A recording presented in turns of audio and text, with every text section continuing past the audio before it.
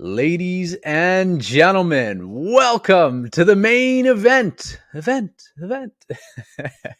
Honestly, I'm just in a mood right now, and it is because this marks 1 year of the Comfort Via Discomfort podcast, and I'm so excited about it. So the official 1 year anniversary of it is on April 22nd, which, as of the date that this episode is released, that's 2 days ago.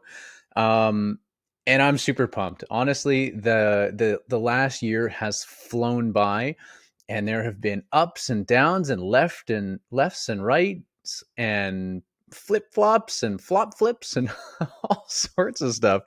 And I'm just super excited and grateful that I am still doing this because it's something that I absolutely love doing, and it brings me so much joy to continue to make these episodes for you, because I just want to make a positive difference in the world. And I've had the privilege of interviewing so many amazing people. This is episode 30. Yeah, you're listening to episode 30 right now.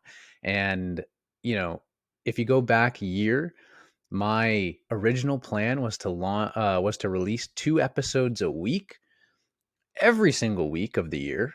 And I did that for a couple months, and then honestly got burnt out. And I'm not afraid to say that. I was working my tail off, trying to do everything, trying to make things perfect, and just, like I said, stressed myself out, and I burnt out. And I also was, my wife and I were going through quite a lot. And we go over that in episode 2 of our coffee date, which was released last week. So if you want more details on our mental and emotional state of 2022, you can definitely check that out.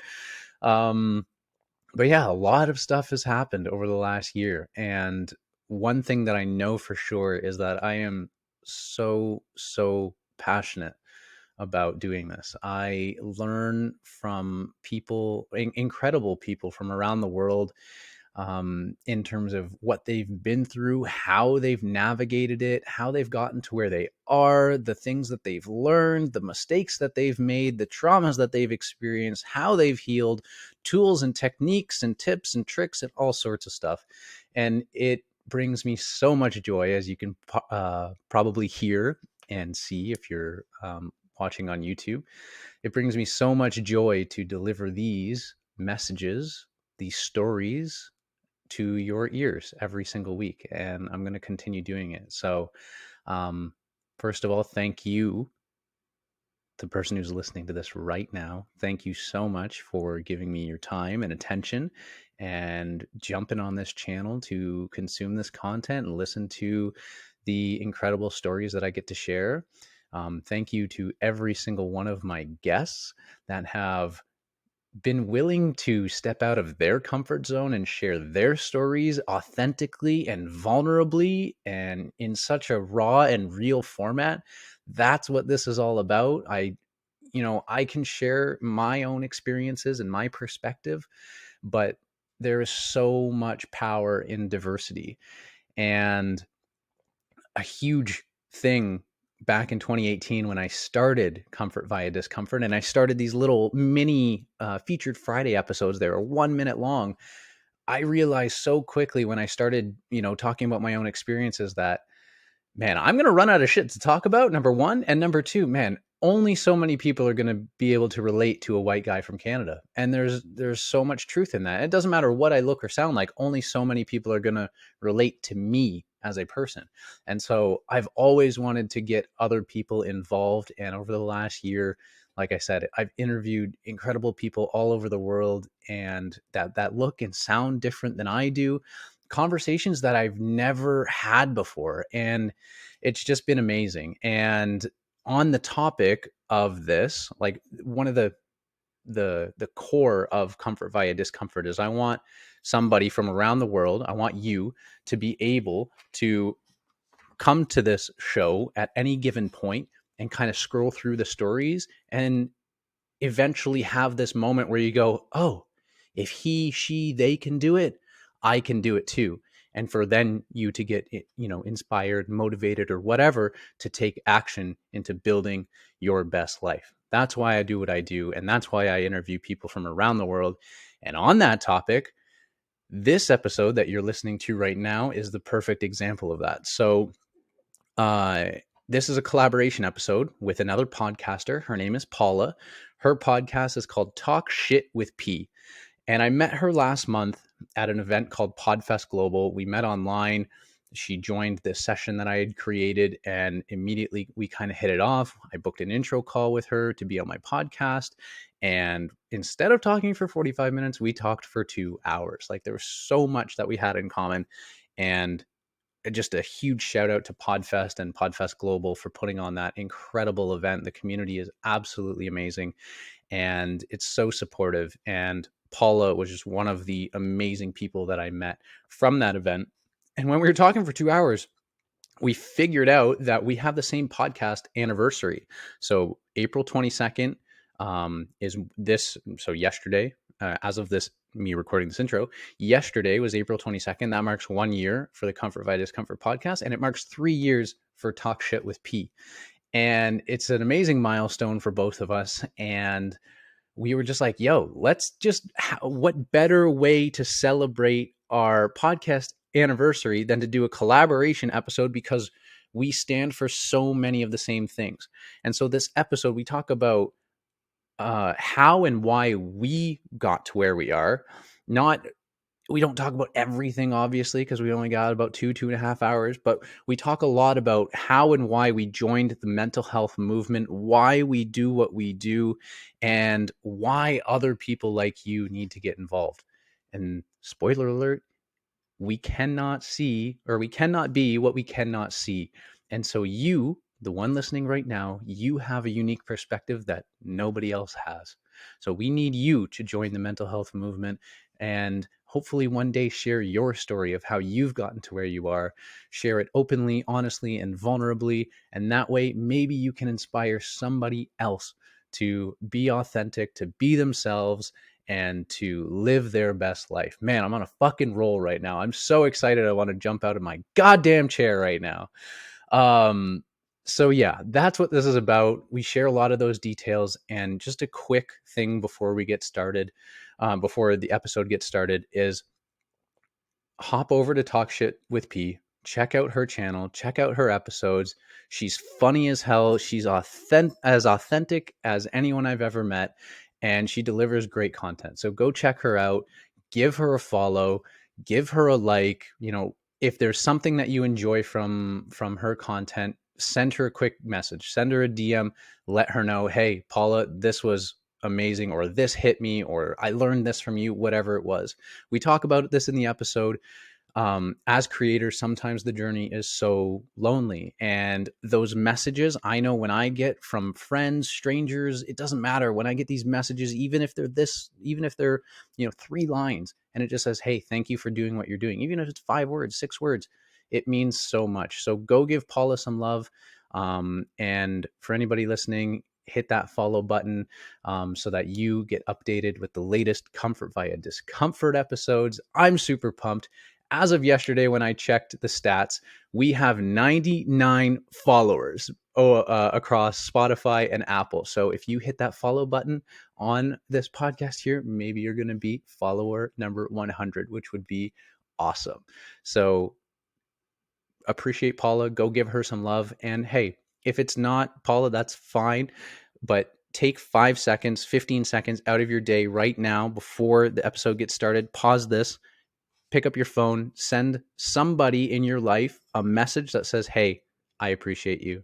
I love you. I'm thinking about you, whatever it is. Just it could be a text message, a voice message, a video. Just do it. That's my challenge to you right now, because we need more appreciation in the world. So just go do that. Press pause, go do that, then press play and continue. All right. I'm going to shut up. I'm hyped. I'm hyped up right now, but I'm going to shut up and let you get to the episode. All right. Love you guys. Talk to you soon. Enjoy the episode. All right, we're here. Adam, oh my God, you came from my screen right into my face. Thank you, Podfest. You came from my screen to my face. Wow. Okay, Wow, Paula. You repeating it sounds that is not what I meant, Shelby, don't kill me.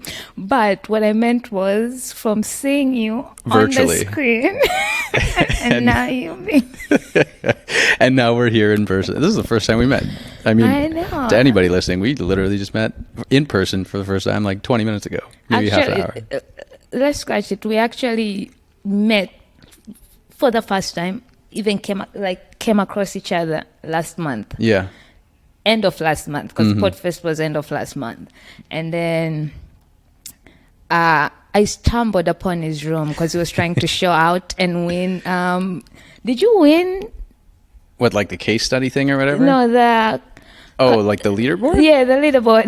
Yeah. I finished in like 7th place or whatever. Oh, so, yeah. So you got your free ticket for next year. Yeah, but I had already bought my ticket for next year. So I have a creator pass to give away to somebody for Podfest 2024. Do you need one? Yes, I need one. All right, there you go. Okay. You just got... Oh, look at that. You just got a creator pass. You just gotta ask, you know. Sometimes having these conversations bring you, because now I ain't gotta pay for shit, because, you know, it's gonna be 10th year anniversary, so that's confirmed I'm going. Thank you, Adam. Yeah, so, yeah, you're welcome. I just, like I said, I bought... After, so there was Podfest like in person in January in Orlando. Which you didn't come. And I got a ticket through Buzzsprout. Like Shout they out paid. to Buzzsprout. Yeah, yes. shout out Buzzsprout. They paid for my ticket and I couldn't go. Last minute, I was like, I can't actually afford to go, and the timing just doesn't work out at all because my wife and I share one vehicle, and so I couldn't go.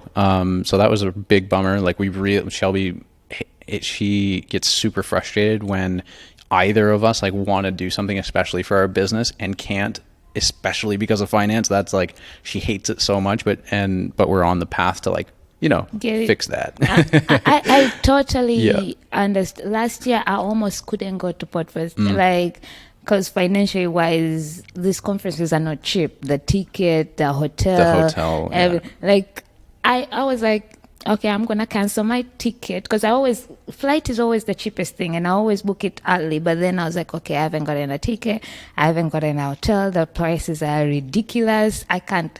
It's a lot. I was like, I'm gonna finally cancel it. Then I met somebody who was like, I'm looking for a roommate. All you have to give me was $300. I was like, fuck yeah, I'll take that. Yeah.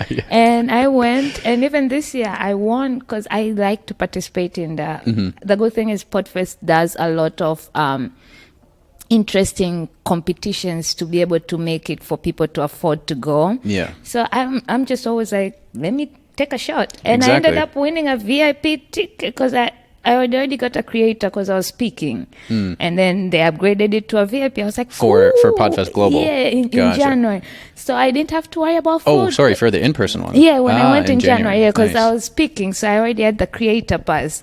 But then they were doing a reel competition, and I joined in, and then I started seeing other people's reels. I was like, fuck, I'm not winning, because these reels are incredible.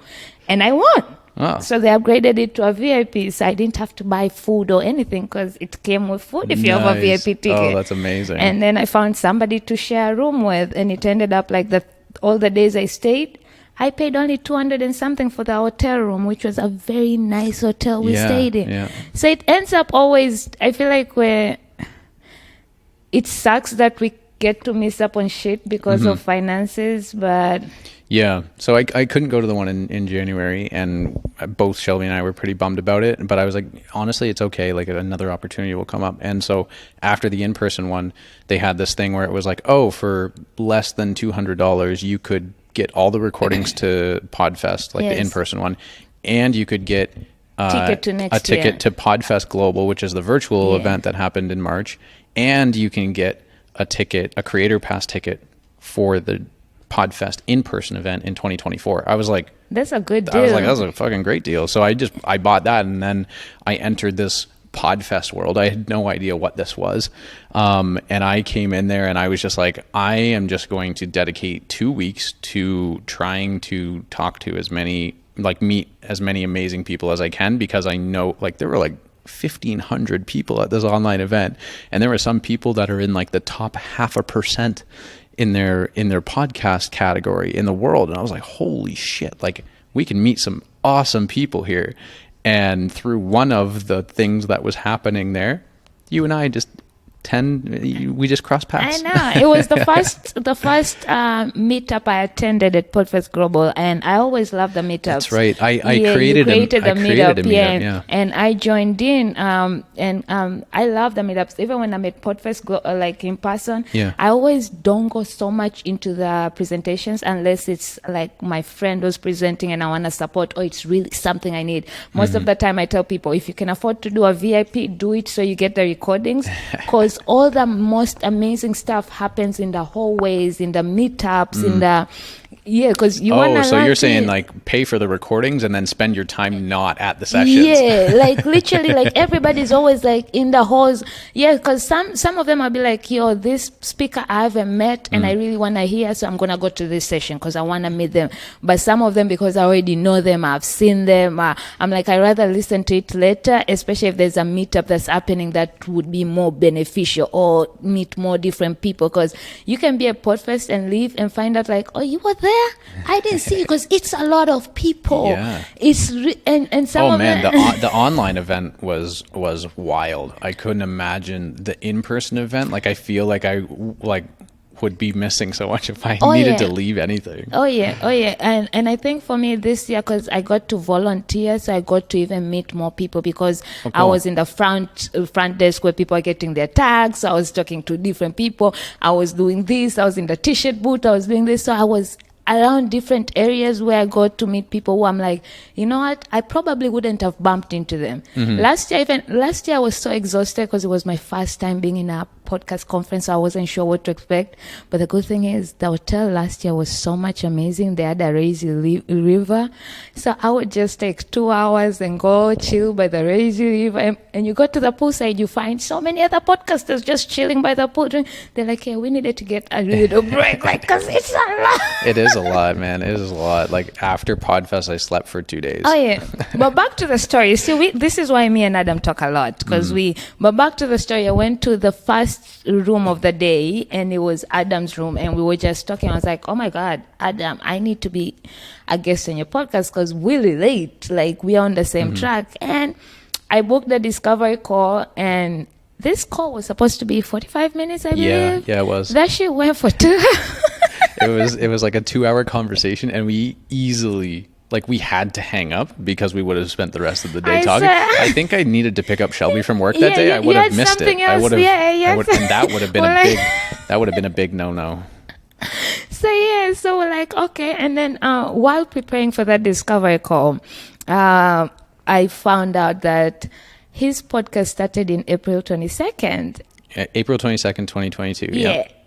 And mine started April 22nd, 2020. So I was like, fuck, we have the same anniversary. Speaking of that, our anniversary is next Saturday, just saying. Yeah, it's literally a week from today. So the date that we're recording this is April 15th. Yes. So you can celebrate us by going to subscribe and reviewing and all those good stuff. You know, go do the damn shit for our anniversary. We appreciate it. All you, like you said, you just got to ask, right? And I mean, like, it's such an amazing feeling when people like press that subscribe button, leave a review. It supports the show. And it also, like, just as creators, there's a lot of times where you don't know if anybody is listening, cares. If it's helping, if it's literally. The reviews are amazing. The reviews are amazing for that, because like people will tell you how it's impacted them, and it's like, that's fucking cool. And that's why I don't want to pay for reviews, because I know some people do that. I'd rather get it for free. Like, I want you to listen and tell me how you actually feel. Even if you hate it, go on and write, I hate it, you suck. I'll still take it, okay? Because it's your honest truth. And the thing is, I had a fire in February, right? So my new season was supposed to come out in February, but then I had to prolong it with everything that was happening, and I was feeling like defeated because my equipment's got damaged by water and shit. So it was like, fuck this shit. And then one day, I got the best emails to ever receive from Chatterball, where it was a review. And the review was, and most of my episodes are with guests, right? But I always do the first one and the last one by myself. And sometimes in the middle, I'll give a solo. But the first one and the last one always is by myself.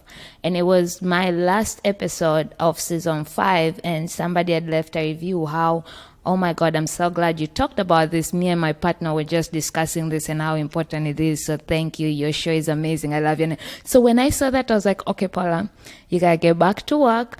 Figure it out. Yeah. Season 6 needs to come out because there are people out there who say that it really does make you feel like it was like the kick I needed, because I was literally drowning. I was like, my mental health is not in the state right now to be creating or recording. And I was like, people don't really give a fuck, right? So to get that, it was amazing. And I got another one 2 days ago from a girl I met at Podfest Global. Amazing. She listened to my case study. She messaged me on LinkedIn, and she actually recently retired, and she's an older woman, but our podcast is also about very much shit talking. She doesn't give a fuck. She's like, my mental health state went to a point where I was like, fuck this. First of all, I'm so grown. I shouldn't even care about this. So I was like, that is so impressive. Yeah. I love that. Then she left me a review, so it was so pretty cool. Yeah, those are amazing. I absolutely love those. And getting back to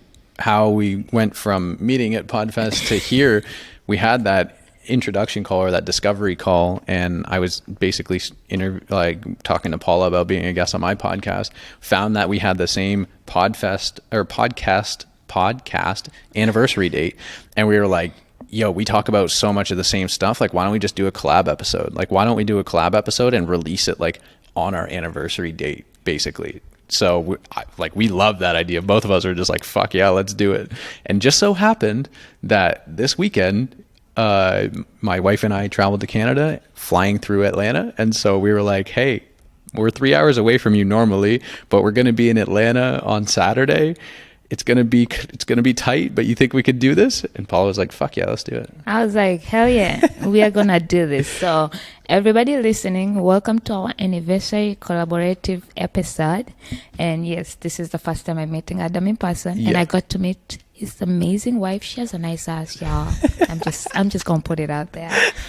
But don't go searching out on Instagram or shit and trying to comment on us. That's harassment, okay? Don't say Paula sent you, but you're hilarious. I love it. So before we kind of get into why we're doing this, why don't you tell my listeners a little bit about what your podcast is about? I'll tell your listeners what my podcast is about, and then we'll get started. All right. So should I just say what it's about or how it came about? Say what it's about, and then we'll get into. All right. We'll get into why and how and why we do what we do. I think that's a big just theme for us. It sure is. So I don't know if y'all are gonna watch this, but I'm wearing my brand. So my podcast is called Talk Show with P, and initially I wanted to create a safe space for people to talk their shit. I battle with depression, and mental health is huge. It's something that we don't take it as serious. It's something people don't talk about it. It's something most people are ashamed to admit they're having mental health battles. Mm-hmm. I was one of those. It took me a while, and I was like, fuck it. When I started to openly talk about it, I ended up having this safe space. And I was like, well, people need to know that safe space can be there as long as you are willing to put yourself out there. So that's what my podcast, I wanted it to be. So I've heard from my brother who battled with drug abuse, overdosed, and he's been clean 11, 12 years now and counting. That's amazing. He came on my podcast to talk about his journey. My sister, who is one of the bougiest people I know, bougiest. That bitch doesn't agree that anything bothers her, but she had a very bad COVID pregnancy, and she struggled with postpartum, something that people also don't talk about. People just want you to assume that pregnancy and having a baby is all butterflies and shit. Or when the baby is born, it ends. There's nothing after that. Postpartum is not talked about. We could, continue. So my sister came to share her part, and she was like, Paula, there was a part where I didn't want to hold my baby. And how do you tell that to people? Because people are looking at you like, what? But that does happen, and we need to talk about that. So, and after that, my sister started kind of our movement, hosting these, let's have these conversations back home. So I was very proud. So I've had different people, even my parents, my dad has been on my podcast to talk how to raise me. I was a very hard daughter to raise. So y'all can go listen to that and well, I've had my mom on the podcast. And then eventually, as I kept on finding my niche, they're always telling you gotta niche down. But I didn't want to niche down when I started. I wasn't sure what I was going with this podcast or anything. I was in a bad place in my life in 2020. I needed something to do to make me right. I was drinking too much. Like, don't get me wrong, I love drinking, but there's a part when you are drinking way too much to numb pain instead of actually drinking for fun and knowing your limit. I was literally waking up, sleeping, drinking. So to finally have something to be excited about, which was Talk Shit with P, was like, okay, let's do this. And I put 100 in it, and now I'm niching down to where, because I'm becoming a creator, and most of us, we don't want to give people their flowers while they're building shit. We want to wait until you make it like Oprah, or when somebody like Oprah or whoever recognizes you, then we'll be like, oh my God, yes, I know Adam, look at Adam doing his thing. But let's learn to see each other at this stage, because building your own thing is not easy. Whether you have the financials or you don't. And most people are building their shit while also living paycheck to paycheck. Yep. And that's not easy. And it's something to be recognized. And it also goes with your mental health. You battle with your mental health while you're creating your own thing. Like, this creative journey is not easy. So I wanted to create that space where I want to hear about your creative journey. I want to hear about your battle with mental health through your creative journey. I want to give you your flowers while you're building your shit. There we go. So that's what Talk Shit with P is. Awesome. And so, I mean, you'll find out in 5 seconds after listening to my description why we connect so much. Because there's so much in common. So the Comfort Via Discomfort podcast is all about real people, real stories, real vulnerability.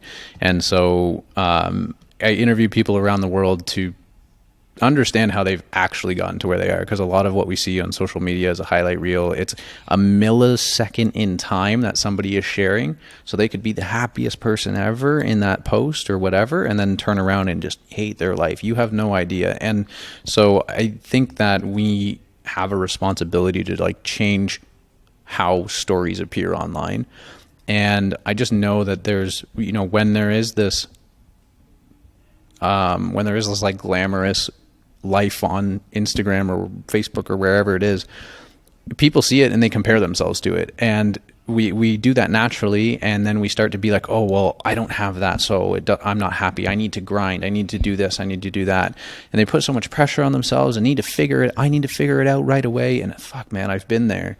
And it's just like, it's so unhealthy to feel that way. And so I think that we have a responsibility to change how our stories appear online. So when I interview people, I want to know like how they've actually gotten there. Okay, you are living the life of your dreams. Awesome. But what shit did you go through? How many times did you turn around? Did you do a U-turn? Did you have to change a tire? How many times did you have to change your destination to like actually get here? So we talk about the real obstacles that they faced, how they've overcome them, sometimes even like the traumatic events that they've experienced and how they have healed from them or are healing, because healing is super complex. And then also how the person has gained confidence to be 100% themselves and to go after what they truly want in life. Because the two things I think are such a tragedy in our lifetime is when you feel like you have to hide part of who you are and you're living this inauthentic life because either you're scared that people won't accept you, or you feel that you don't deserve to be the person that you know you are. Whatever the reason is, like that is one of the biggest tragedies to me. It's so liberating when you can feel like you can be 100% yourself. So true. And the second thing is like, we're on the earth for a short period of time. People are going to judge you anyways. Time is going to pass anyways. So you might as well do whatever the fuck you want rather than like pretending to like be okay with whatever job you actually hate or whatever lifestyle you actually hate. It's like you can make the changes. And so I want to create a community where anybody from anywhere around the world can come to the community, come to the podcast, and try to find somebody who they can relate to, right? Because only so many people are going to relate to me and my experiences because of what I look like, because of what I sound like, because of being a male, because of being raised in Canada, whatever it is. Like, only so many people are going to relate to me. Only so many people are going to relate to you. And so we need to like come together and tell our stories so that somebody can come to the podcast and be like, if she can do it, I can do it too. If he can do it, I can do it too. Oh my God, you have said so much that first authenticity, like, oh my God, I don't stress that enough. Like, I tell people, when you come on my Instagram page and when you meet me, it's really the same person. I don't hide. I don't pretend online to be something I'm not. Because actually, I want when you meet me to be like, damn, you actually do tone it down on Instagram. Cause and there was a time when I had friends or people would tell me like, oh my God, did you need to share that? You're oversharing people. I'm like, I don't care. I don't want people to think that everybody on Instagram has this fancy life or this.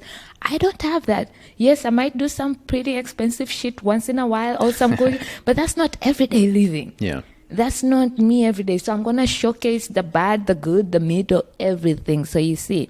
And then it is true. Most of us do compare, like in Instagram, we compare, oh my God, she's 30 and she has this lifestyle. But you really don't know what goes behind that lifestyle. You really don't know if that's really the lifestyle.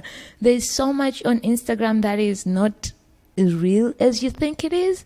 And that makes you end up being miserable because you want that life. Just be you. Like, it's okay to want that life, but don't think their life is better.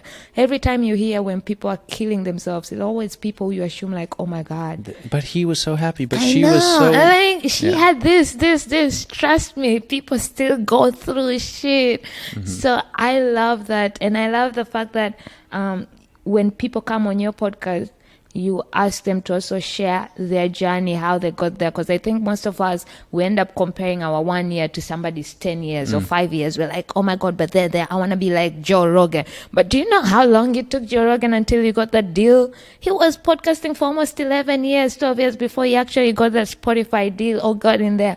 So stop comparing your first year to your somebody else's 10 years. So that's why I like that people share that, so people can hear like, yo, it wasn't easy. Just because I'm here right now doesn't mean I didn't fail, doesn't mean that there were no roadblocks, doesn't mean that I didn't break down. I just never gave up. And one thought that's popping in my head as you're talking here is like, I think that at the end of the day, it's all about like relatability. Like when you hear that somebody else is going through something similar, doesn't have to be the same because it will never be exactly the same. But when you hear that somebody else is going through something similar, you kind of like your walls start to just fall down a little bit. You're like, pressure lowers. Whoa. The pressure lowers. The walls to like talking about it start to like, it's not just me, right? And I think that there's so much relatable content when it comes to like the good side of life online, but there isn't always. It's not as easy to find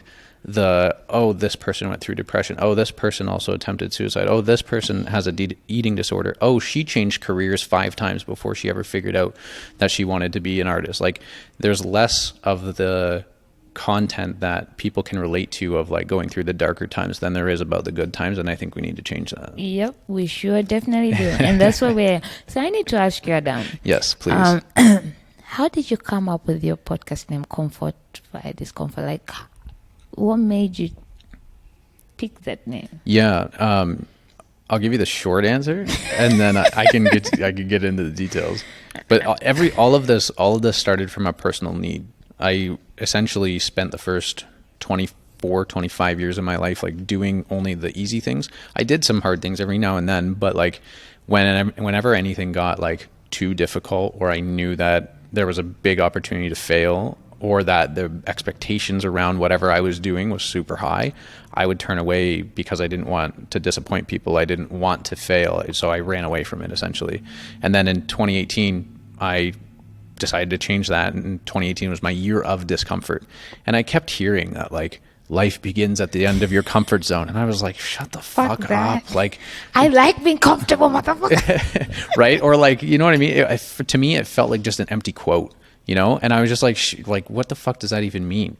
And so 2018, at the end of 2017, I was like, I need to change my life. Like, I have no idea how to deal with stress, because I have avoided it and discomfort at all costs, basically. So I have no idea how to deal with stress. And that's actually what had led to my suicide attempt in 2013.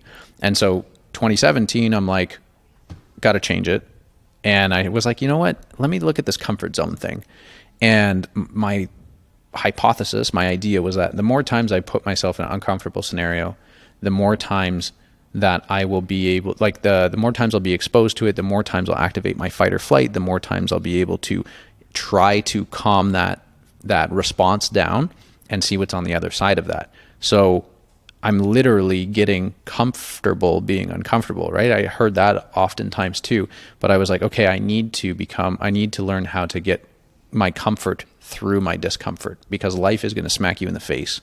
We've all talked about, we've talked about a number of problems with some of the guests that we've had on the show, or challenges that they faced. We've all faced our own stuff. Anybody listening has faced their own shit. Like, life is going to smack you in the face. And so, like, how do you find comfort in the chaos, in the discomfort, and how do you find the way forward, basically? So that's sort of where it came from. I was like, comfortable being uncomfortable. Yeah, that name doesn't really ring a bell to me, I guess. And so I kind of played with it a little bit, and it was like comfort through discomfort. I was like, yeah. And then comfort via discomfort just kind of came from that. I feel that I used to be comfortable too. Well, I was used to discomfort because I moved around a lot. So when you move around a lot, you're used to your life being upside Changing, down. yeah. Like, which is weird because I like it. Like, when I stay in a place for longer than I have, I'm like, I need a change. Yeah. This is fucking ridiculous. This is how I feel about America now. It's been too long. So, but for me, it came in a sense of the first time I dealt with depression, like the first time I realized that what depression is. Because when you move around a lot, you miss home. The homesickness, the dark days, you get that. Because sometimes people back home are having a family reunion and you're not there, and they're sending you pictures. Oh my God, I hate when my family does that. I literally had to block all of them and get out of WhatsApp groups because it was annoying. Because I was so used, me and my family, we all lived outside. And then now eventually when my sister decided to get married, she moved back home, and then everybody kind of like started moving back home. So now everybody's home apart from very few of, like, me, my younger brother. We're the only ones who are not home. So it's like now every part of the family is in one place. But so when I realized that, okay, this is fucking depression, I was comfortable. I was dating somebody who I knew I had to end the relationship because I was mentally abused, like, not mentally, emotionally. Well, mentally, emotionally. And I knew I had to get out, but it was the comfort of what he brought. He had family here. Most of the friends I met through him because he was here longer and shit. Because when I moved to Atlanta, my family was in DC. So every other weekend I was in DC. I was dating a guy in DC. Then my family moved out of DC to go back home. I broke up with a guy in DC, so Atlanta had to be home. So I had to find... Yeah, and when you say that they moved to go back home, where did they go? Oh, Tanzania. I'm from Tanzania, yes. Gotcha. So it was like, okay, so I started dating this guy, and I eventually, I got used to his family. We would do holidays together, whatever. And then I was ready to break up with him. Like, to the extent when I tell you, you're sleeping with somebody in the same bed and you feel like, fuck, I can't do this anymore. That's when you're like, okay, I really need to get out of it. But I was comfortable with the situation. Like, oh my God, if I break up with him, I'm going to miss those family, those friends. Who am I going to spend holidays with? So I was like, but that's not a reason to be. So yeah, I had to break it off, and then I became so depressed because I'm also an overthinker. So I live in my head. So all these thoughts, and then being alone, most of the time when I go through shit, I just book a flight and I'm in DC with family. So there was no longer that. And it was just a hard time. And then I was supposed to move, and I hadn't found a place. Like, everything was kind of boiling down. And That's when I realized, oh fuck, I'm depressed, because I started having I want to die thoughts. I want to kill myself, suicide thoughts. So I knew I had to talk to somebody, and normally I talk to my dad. Yeah, you and your dad are pretty close. He's everything to me. Actually, his birthday is next week on Friday. That's the funny part. So his birthday? Yeah. Is the April 21st? Yes. Oh, damn. So April 21st, and then we got a podcast anniversary the next day. Yeah. So here's the thing. My podcast anniversary was, I had to choose between April 21st or April 22nd, because the trailer came out on April 21st, but the first episode came out on April 22nd. So I was like, okay, I'll let my dad have his birthday, and then I'll celebrate on April 22nd. That's how much I love him. I was like, let him have his day. So so I normally talk to my dad about anything, but for some reason, and I don't talk to my mom much. So I think she was also surprised I went to her with this. So she was like, just pray, Paula, pray and allow yourself to feel everything and whatever. So when I finally started understanding what was going on, I spoke to my dad, and my dad was like, what do you want to do about it? I was like, I think I want to talk openly about it. I want to create a movement so people can know. I think because I was scared to talk about it, and I was okay to being in that comfort instead of allowing myself to be discomfort and actually talk to people so I can get the help. Yeah. So my dad was like, do what you gotta do. So I created a movement called Life with Paula. And I remember I was so scared about going on live. Yeah, because you're doing Instagram lives, right? Yeah. Yeah. So the first time I went on live, then I just went off and talked about, just spilled it out, right? And my dad was online, like Wow. he was watching. He kept on saying Paula language, because I cuss a lot, and I got it from him. But now he's older, so it's like, but I'm like, I've been doing this all my life. It's not like I can turn a switch on and off. Like it just comes out. But he kept being on the comments, language. And later, after my live, he called me. I was like, I'm so proud of you. Oh, that was that's amazing. amazing. If this helps you, keep doing it. You're inspiring people. People need to know. My dad is like my number one supporter. Like, I love that man. So I put myself out of the comfort. I had to be discomfort to allow that. And then I ended up, all these people coming to me like, oh my God, I'm also going through that. Oh my God, I'm also dealing with that. And we created a WhatsApp group where we were helping each other and supporting each other. And now all of those people are thriving. They're successful. I remember one of my friends came to me and she was like, Paula, my life is much better because of that group you started. You helped us. I know we might not say it often, but thank you because of you and that support. And sometimes that's all we need, because yes, sometimes our friends and families don't understand it. They'll tell you, oh, you'll get over it. Oh, that's just life. Oh, at least you have a roof over your head. Yes, I know, I'm grateful, but I'm still going through shit. Like, I'm not saying my situation is worse than a homeless person, but I still also am going through a situation right now. It is what it is. So to have that support, that's when I was like, you know what? I need to keep talking about it. I need to be more open. I need to create that space so people cannot feel alone. So I like your name, and I like where your story comes from, because at one point I had to get discomfort in order to be comfortable. That's when I started being open and just allowing myself, like, fuck it, just I'm a depressed ass bitch, but I'm owning it and I'm working on it. Yeah, 100%. And I mean, it's interesting because, like, just because I, get outside my comfort zone a lot doesn't mean I'm never uncomfortable. Like, it's uncomfortable at a different level. Like, you know what I mean? Like, comfort zones are always expanding and contracting. So, like, even when, like, for public speaking, for example, let's say that I'm not comfortable with public speaking, I can practice, and eventually my comfort zone grows a little bit. And eventually I get to a point where I'm like, oh, you know what? I'm pretty comfortable. If I stop public speaking for 10 years and then try to pick it up again, that comfort zone is shrunk. It's not necessarily just like, oh, I can just pick up right where I left off, right? It might happen a little bit faster that I become comfortable public speaking again, but it's not going to be like right away after I pick it up, You hit the nail with the public speaking, because I tell people I'm so shy to speak, and people don't get it because they're like, you shy? Like, yes, I am shy. Like, I am very comfortable in walking into a group of so many people and just talking shit. That I can do. But put me on the stage and then people look at me. Even when I do it online, when doing Podfest, they do that ceremony. Anytime I have to put and speak, like, I start shaking. But then once I start talking, it's... So I told myself, I was like, I want to get better at public speaking because I want to do a TEDx, And when I applied the first time to speak at Podfest Global, I was hoping for a no. I was like, let me start with a case study, because either I can do slides with a voice or whatever. I don't need to actually be in front of people. People just have to watch my video. And I was like, you know what? I also need to get comfortable with noise.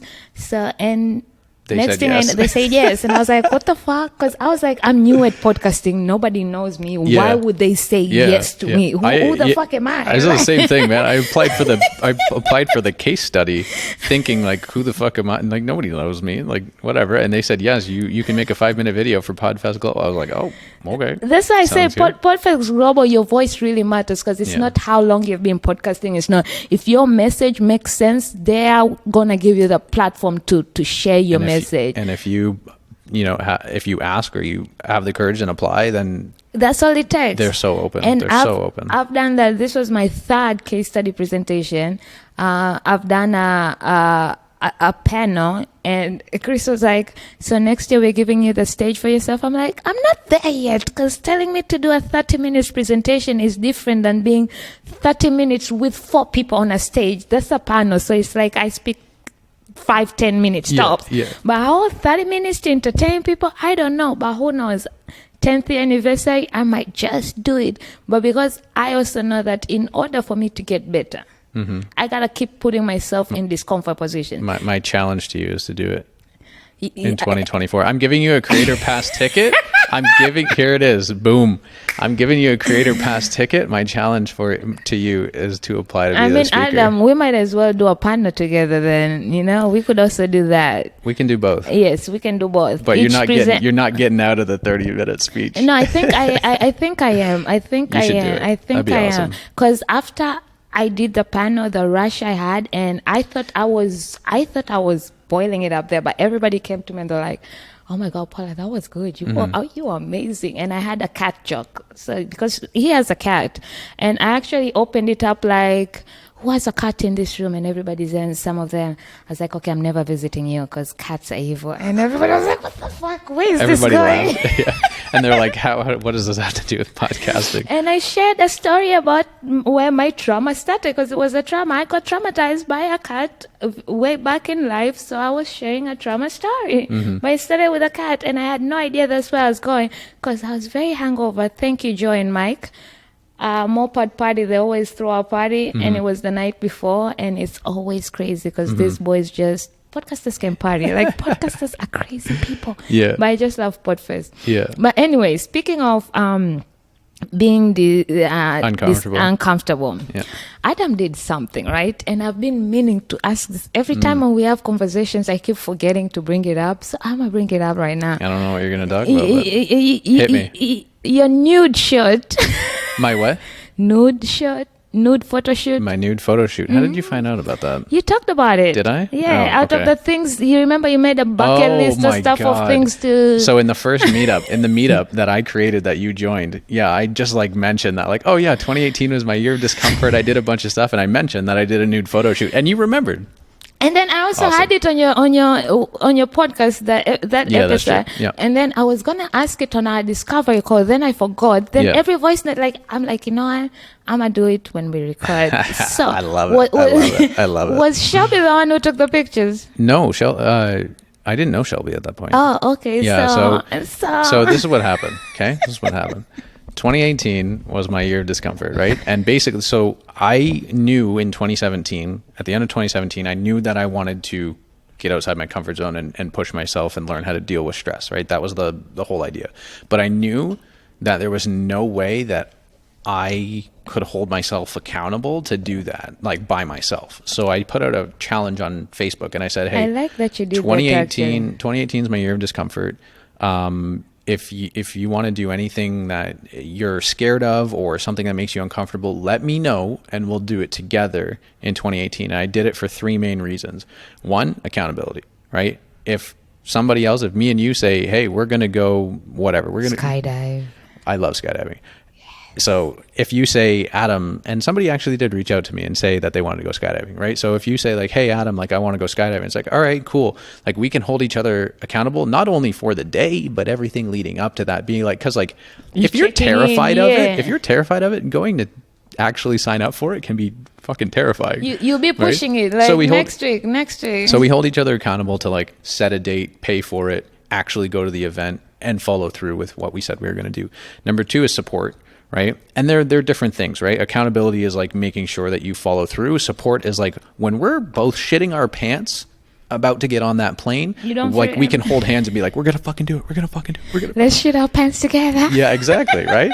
Like we're gonna face this together, and I got you, you got me, let's go do it, right? So for support. And the third reason was it's gonna be a lot more fun, right? Doing things on my own, like self-discovery, fuck yeah, I'm all for that. But like me and you going to go do skydiving, or me and you going to go do scuba diving, or whatever it is, like it's just I felt fun like and creating memories. Exactly. And what was really interesting was like when I released this challenge, I had some people reach out to me that I hadn't talked to in 3 years. I had some people that we've worked together, right, reaching out. So there's a variety of people and a variety of things. And so 2018 comes around and I start doing these things. And every single time I did something outside my comfort zone, I either learned something about myself or about life. And I was like, holy shit. Like that life begins at the end of your comfort zone shit. Like that actually kind of makes sense. And so when I released the challenge, I was basically like, okay, I'm going to share some of what I experience. Like if I feel like sharing it, I'll share it. And I made a couple videos and in April, I started doing a vlog every day challenge. So another thing outside my comfort zone. I didn't even have Instagram till 2018. Okay. And so I decided to or 2016 or something. So I decided to talk about my experience and share something in a 1-minute video every single day on Instagram. And the 3rd or 4th day I started talking about this Comfort Via Discomfort idea. And people started reaching out, and like a couple people in particular like really opened up about everything. I was like, holy shit, this is really cool. And very quickly, I realized I need to include other people's stories because number 1, I only have so many experiences I can talk about. And number 2, I'm a white guy from Canada. Like only so many people are going to look at me and say, oh, if he can do it, I can do it too. Right. So I wanted to include other people. So I started a show called Featured Friday. Every Friday, I would have a guest tell their story about a time that they stepped outside their comfort zone, why it was so scary, how they got over it, and what that experience was like and what they learned and what advice they had for somebody else who wanted more out of life. And the second person that I had on that show, her name is Devin Pajot. She got married, so her last name has changed. But my friend Devin from my hometown, and she is all about discomfort, and she owned her own hair salon for a while and went through a whole thing with that. And while we were talking, and while I told her about like, okay, I want to shoot this like 1-minute video of you, she told me about the hair salon and wanted to feature that story. But in our conversation, she was like, oh yeah, one of the things I did was a nude photo shoot. And I was like, whoa, like seriously? And she's like, yeah, I did a nude photo shoot and it was fucking incredible. Like, you know what I mean? Like you automatically, when you think nude photo shoot, you probably think like, well, like, I don't know how professional this is going to be. My picture's going to get leaked online. Like my dick's going to be all over the internet, like whatever it is, right? You know what I mean? Yeah. Dick pics for days. Adam, are we sure your dick pic is not on Google Pictures somewhere around there? I've Googled myself and nothing's come up. So, and I don't have an OnlyFans. So I think we're good. But anyway, so she told me about that experience. And I was like, holy shit, that's really cool. So I like asked her more about it. And she was like, do you want to do a nude photo shoot? And I was like, I hesitated. And she was like, I'm going to connect you with the guy. I was like, okay, sounds good. A guy shot you? Yeah. Okay. Yeah, so there was a male photographer. His name is Joe. I can't pronounce his last name ever. It starts with an S. I'll put the link in the description. Was he looking at your junk? Well, I mean, he had to. He was fucking taking pictures of me naked, Paula. So here's the thing. So I'll tell you about the experience too, because that was a great story. It's an awesome story. So she told me like, yeah, like here's the photographer. He's been doing this for 25 years. And yeah, I'll reach out to him and see if he might be interested and to see if you guys align or whatever. So he basically said yes. We went and we had a meeting like at his studio. And he was like, yeah, I've been doing this for 25 years. I have like a whole, obviously, professional contracts and everything. Like you as the model get to choose like how I basically use the photos, right? If you don't want me to use them for anything, like you can XXXX and then the photos basically stay in my private portfolio. The only thing that has to happen is that I can show them to other potential clients because Reference. it's part of my portfolio. Yeah. And so, okay, cool. So at that time I was like, some people they have seen your junk. No, well, I mean, like a couple people, yeah. I mean, like my friends have, of course, but like, No, I mean there are people out there who you don't know who have seen your junk, because if it's. But it hasn't been posted online, because No, I'm saying, I mean, in his portfolio, when people go to him to take pictures, some people. Yeah. So in those, I don't actually know if he blurs out the photos when he shows them to potential clients. I think maybe the faces. When he posts them when he posts them on Instagram. As far as I know, all the photos have some sort of blurring, like nipples, genitalia, whatever. So wait, there's some of these pictures on Instagram? Not mine. Okay. Not mine. Okay, Because that's another story. But yeah, so I was like, wow, like this is obviously super professional. This guy's been doing it for 25 years. Like all of my like fears of like all the shit like kind of went away, and I was just like, yeah, I'm down. Let's do this. Like he had a project that he was working on, where taking pictures of a male in black and white would fit his portfolio. So he loved my mission, Comfort Via Discomfort. So he's like, yeah, let's do it.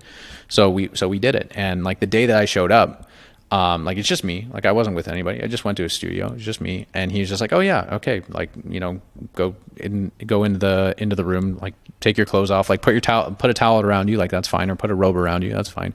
And then kind of come out and I'll be, you know, setting up and everything. And then we'll take your photos. I was like, okay, sounds good. And then,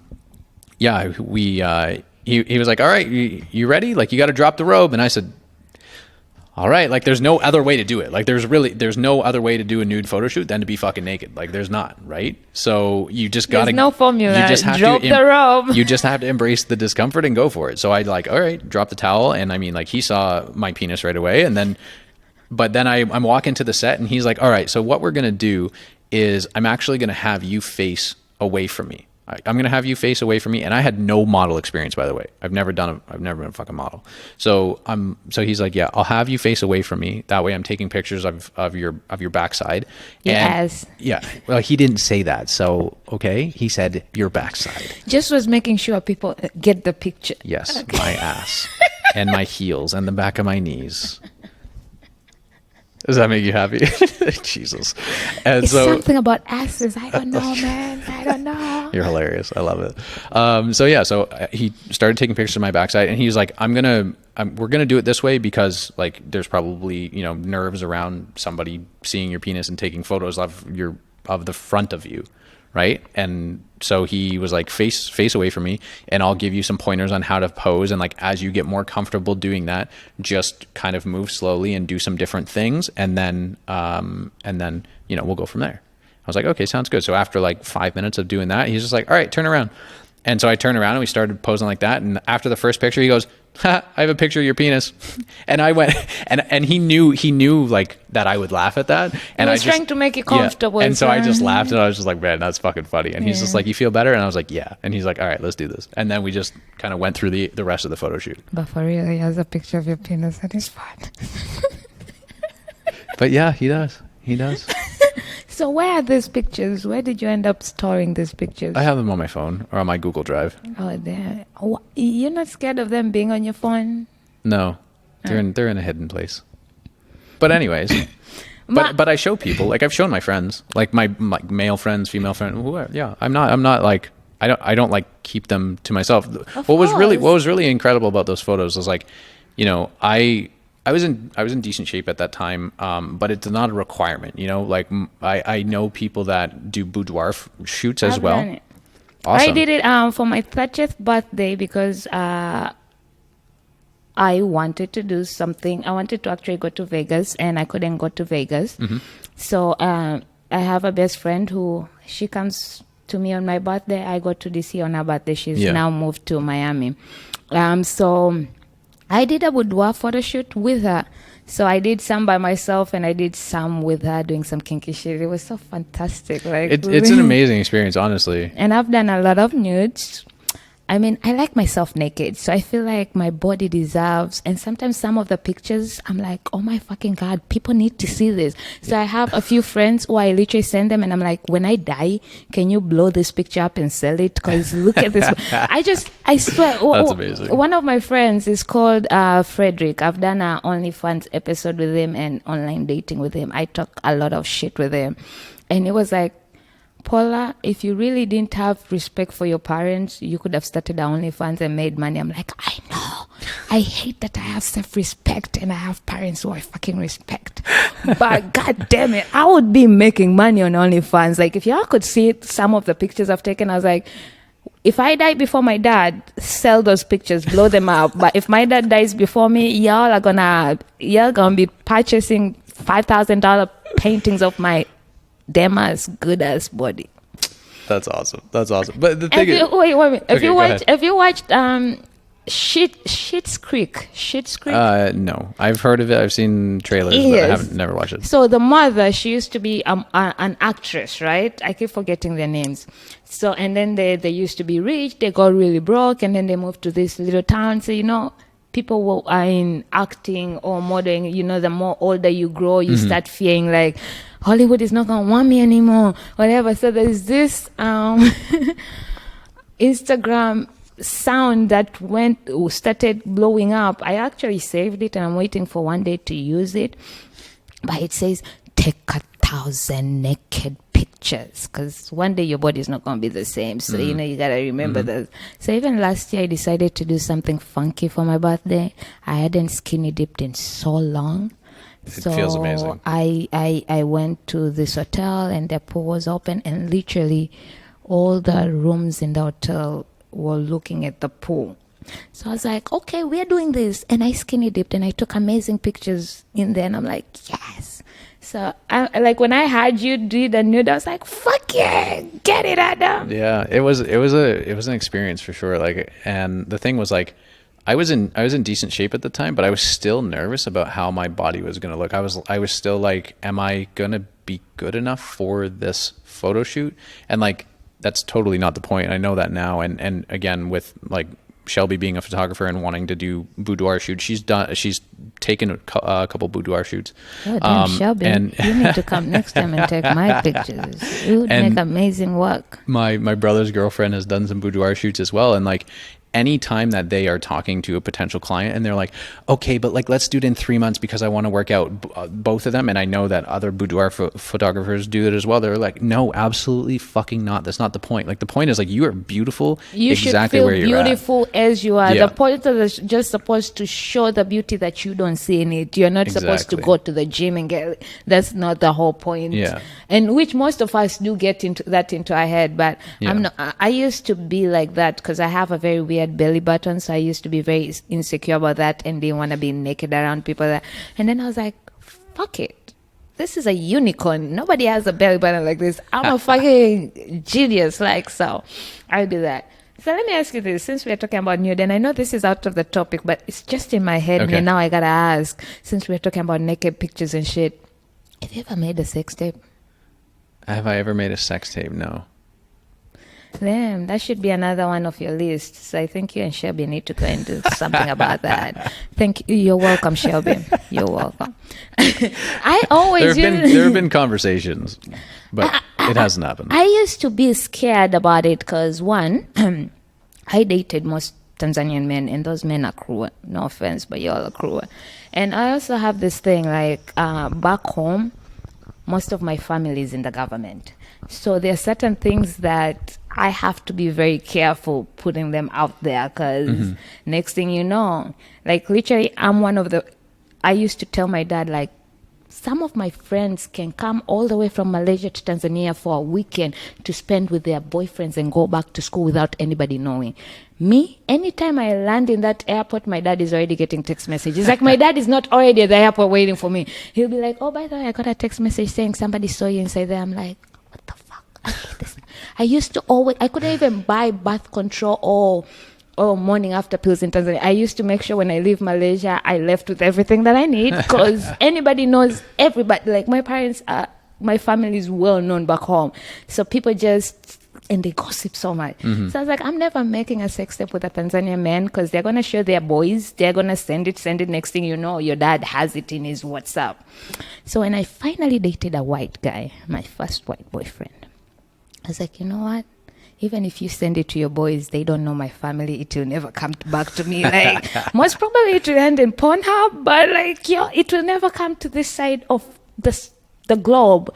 So I was like, we should do a sex tape. And that was something discomfort for me because I'm like, sometimes when you're, okay, maybe this is too much PG, but I talk shit. So welcome to my shit talking.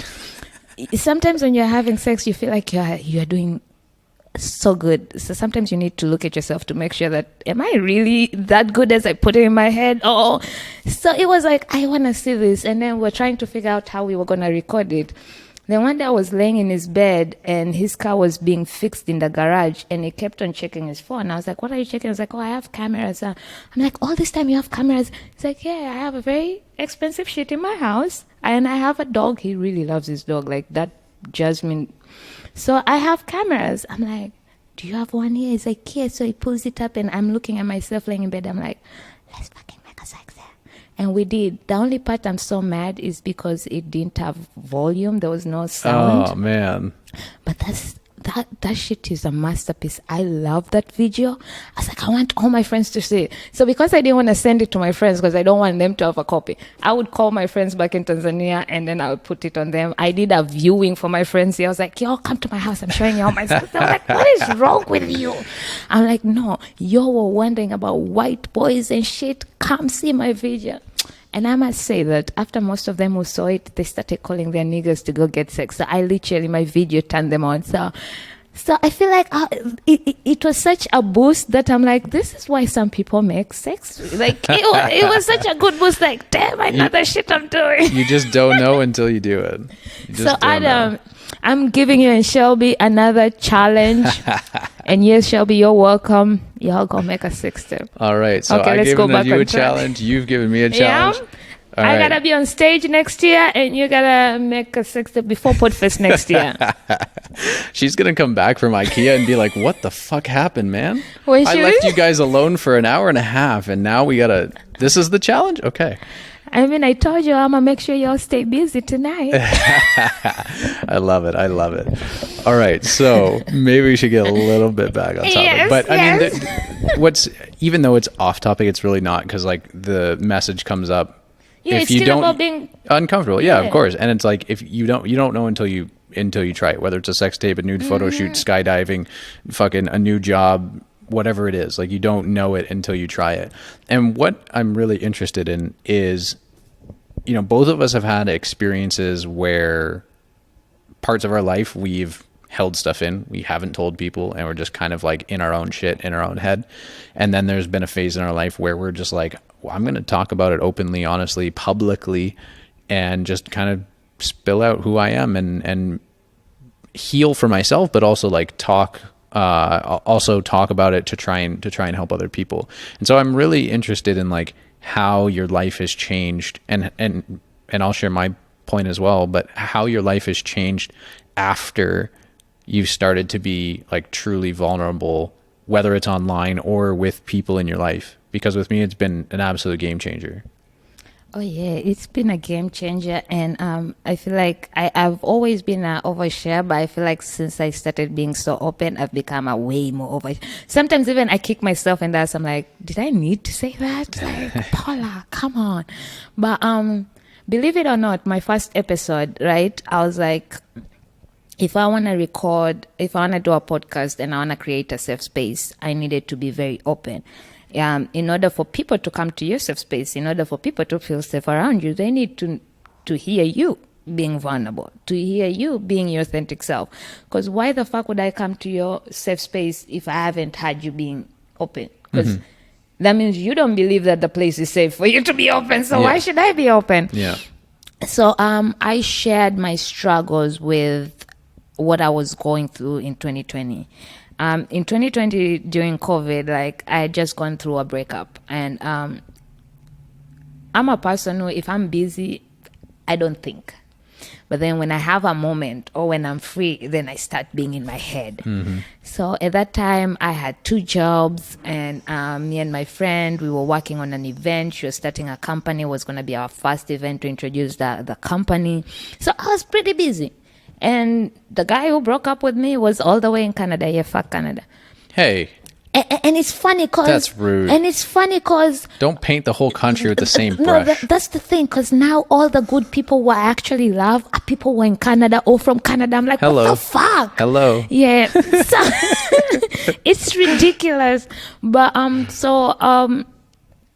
and... So the guy broke up with you. Yes. He's from Canada. Yes. Well, he's half Canadian, half American. Okay. So I'm not gonna give the entire, even America is fucked up. So both 2 countries go to hell. But anyways, he broke up with me. I was going through shit, so I was really not dealing with it because I was trying to pretend like the problem didn't exist. So I was drowning it with alcohol, and then COVID was happening. Black Lives Matter was happening.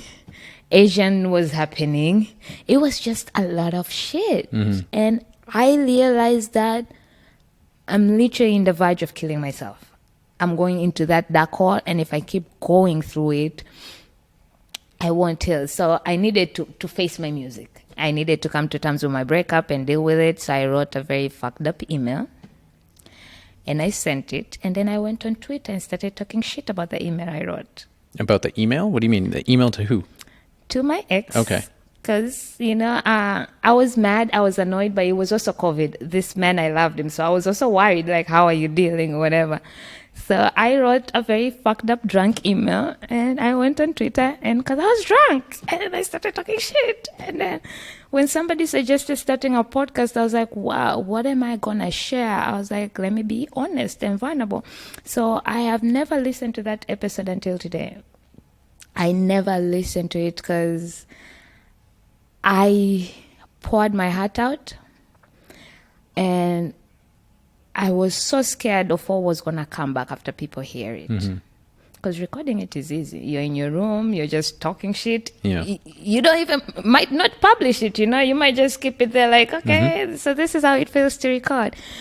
But I published it, and so many people were reaching out to me, also sharing what they're going through, how they're also struggling, how they thought they were the only ones struggling at this moment. So that felt so good. I remember going on IG Live and share, and people were offering help and support. And I was like, fuck. So there are people who are willing to help. There are people who actually care. All you gotta do is be open about what you're going through. Because you're not being open, nobody's gonna know. Nobody's gonna just come and knock, hey, Paula, is this the help you're looking for? Fuck no. Somebody gotta know what is going on for them to be able to help or figure out how to get you the help. 100%. So I went on Instagram and I did a live, and I was just crying because all this love, all this support, all this emotion. And that's when I was like, fuck, I want this. I want to feel this when I share. I want people to know that we are all struggling, we are all okay. That gave me so much power, and I just started oversharing. I just now overshare too much.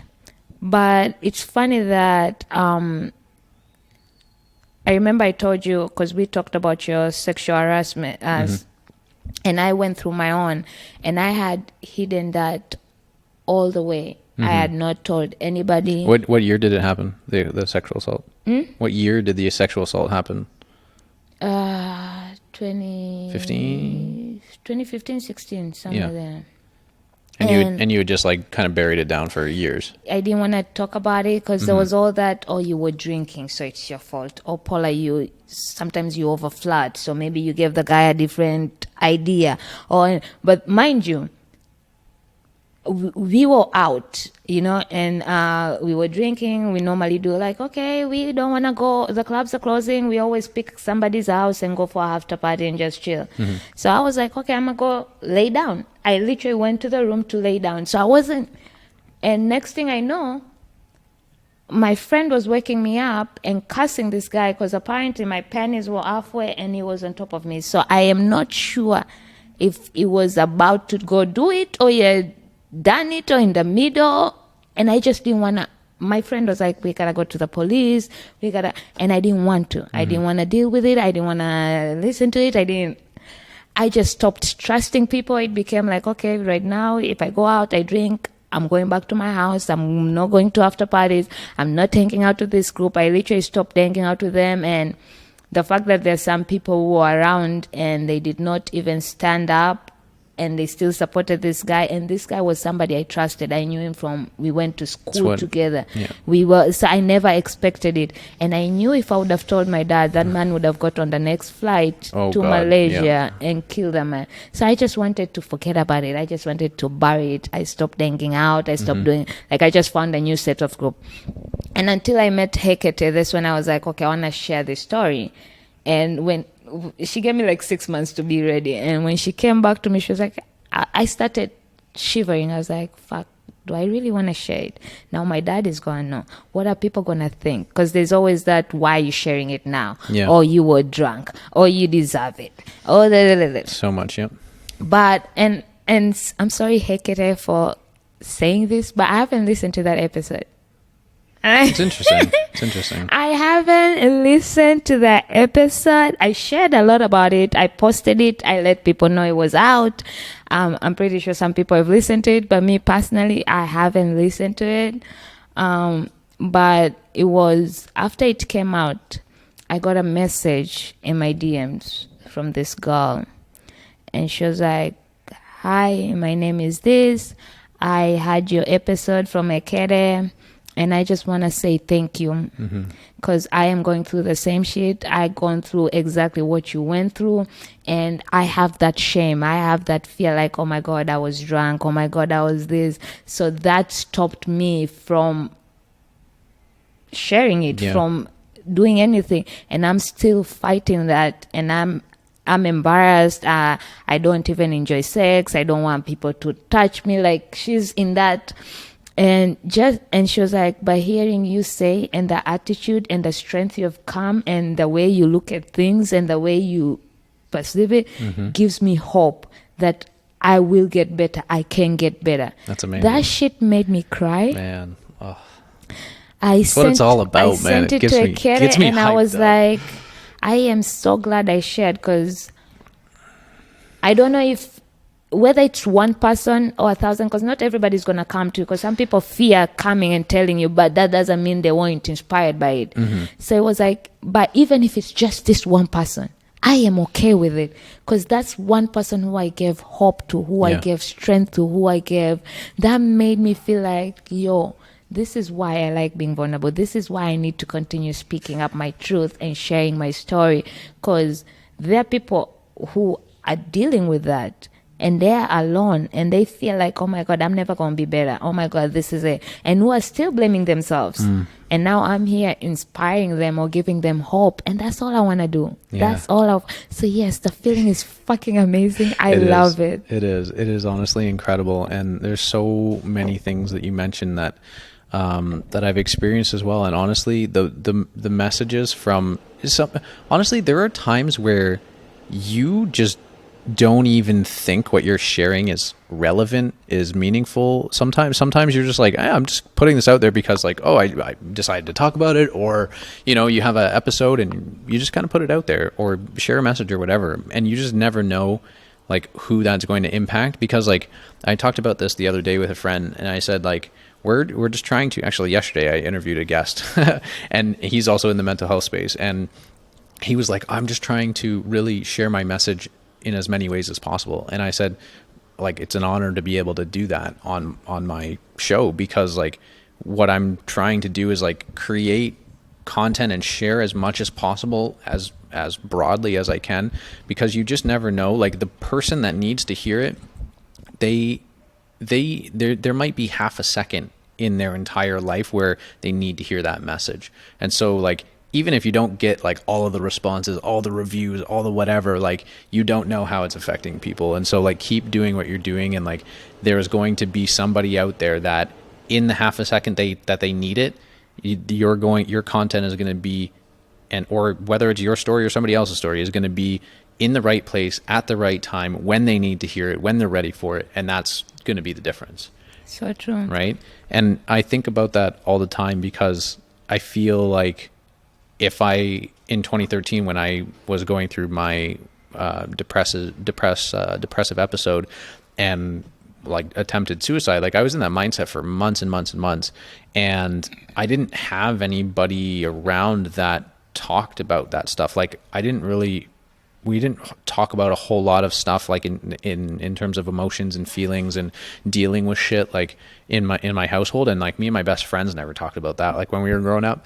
And so 2013 I was 19 years old, 20 years old at the time.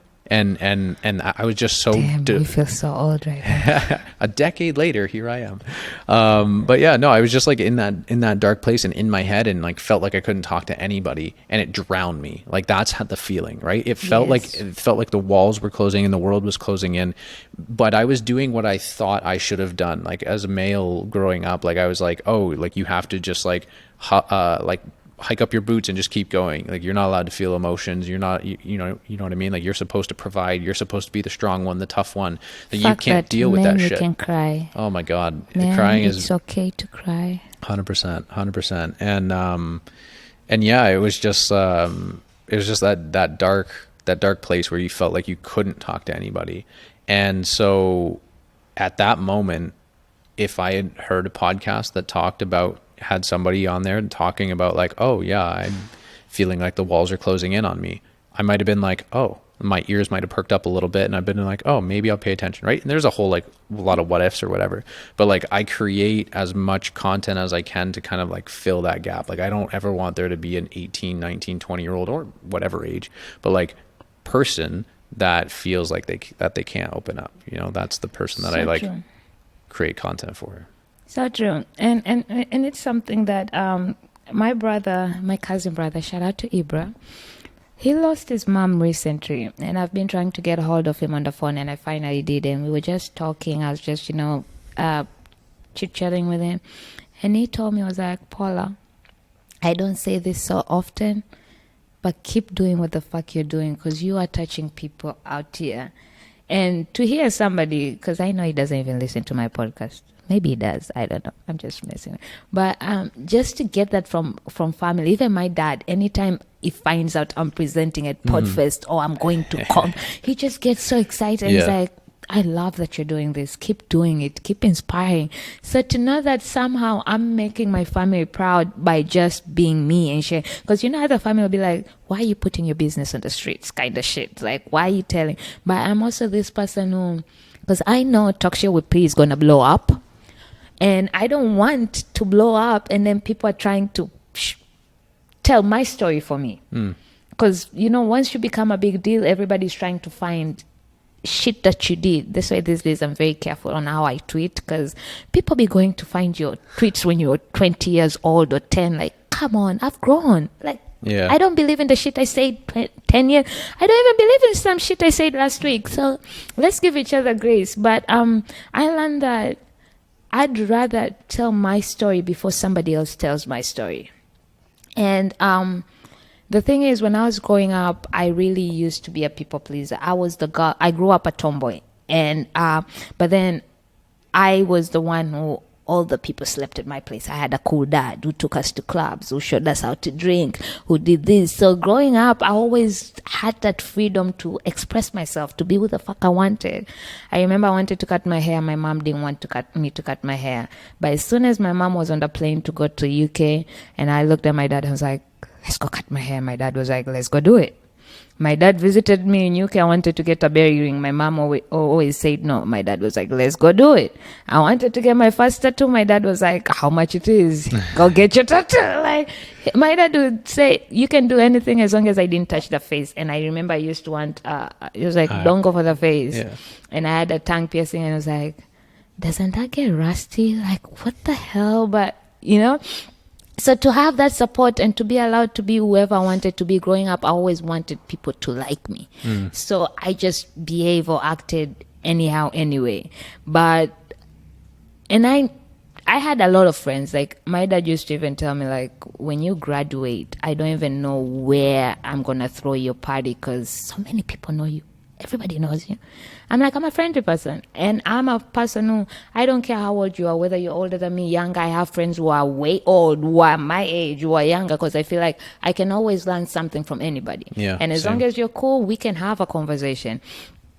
So once I started being vulnerable and being open, I started having the right people.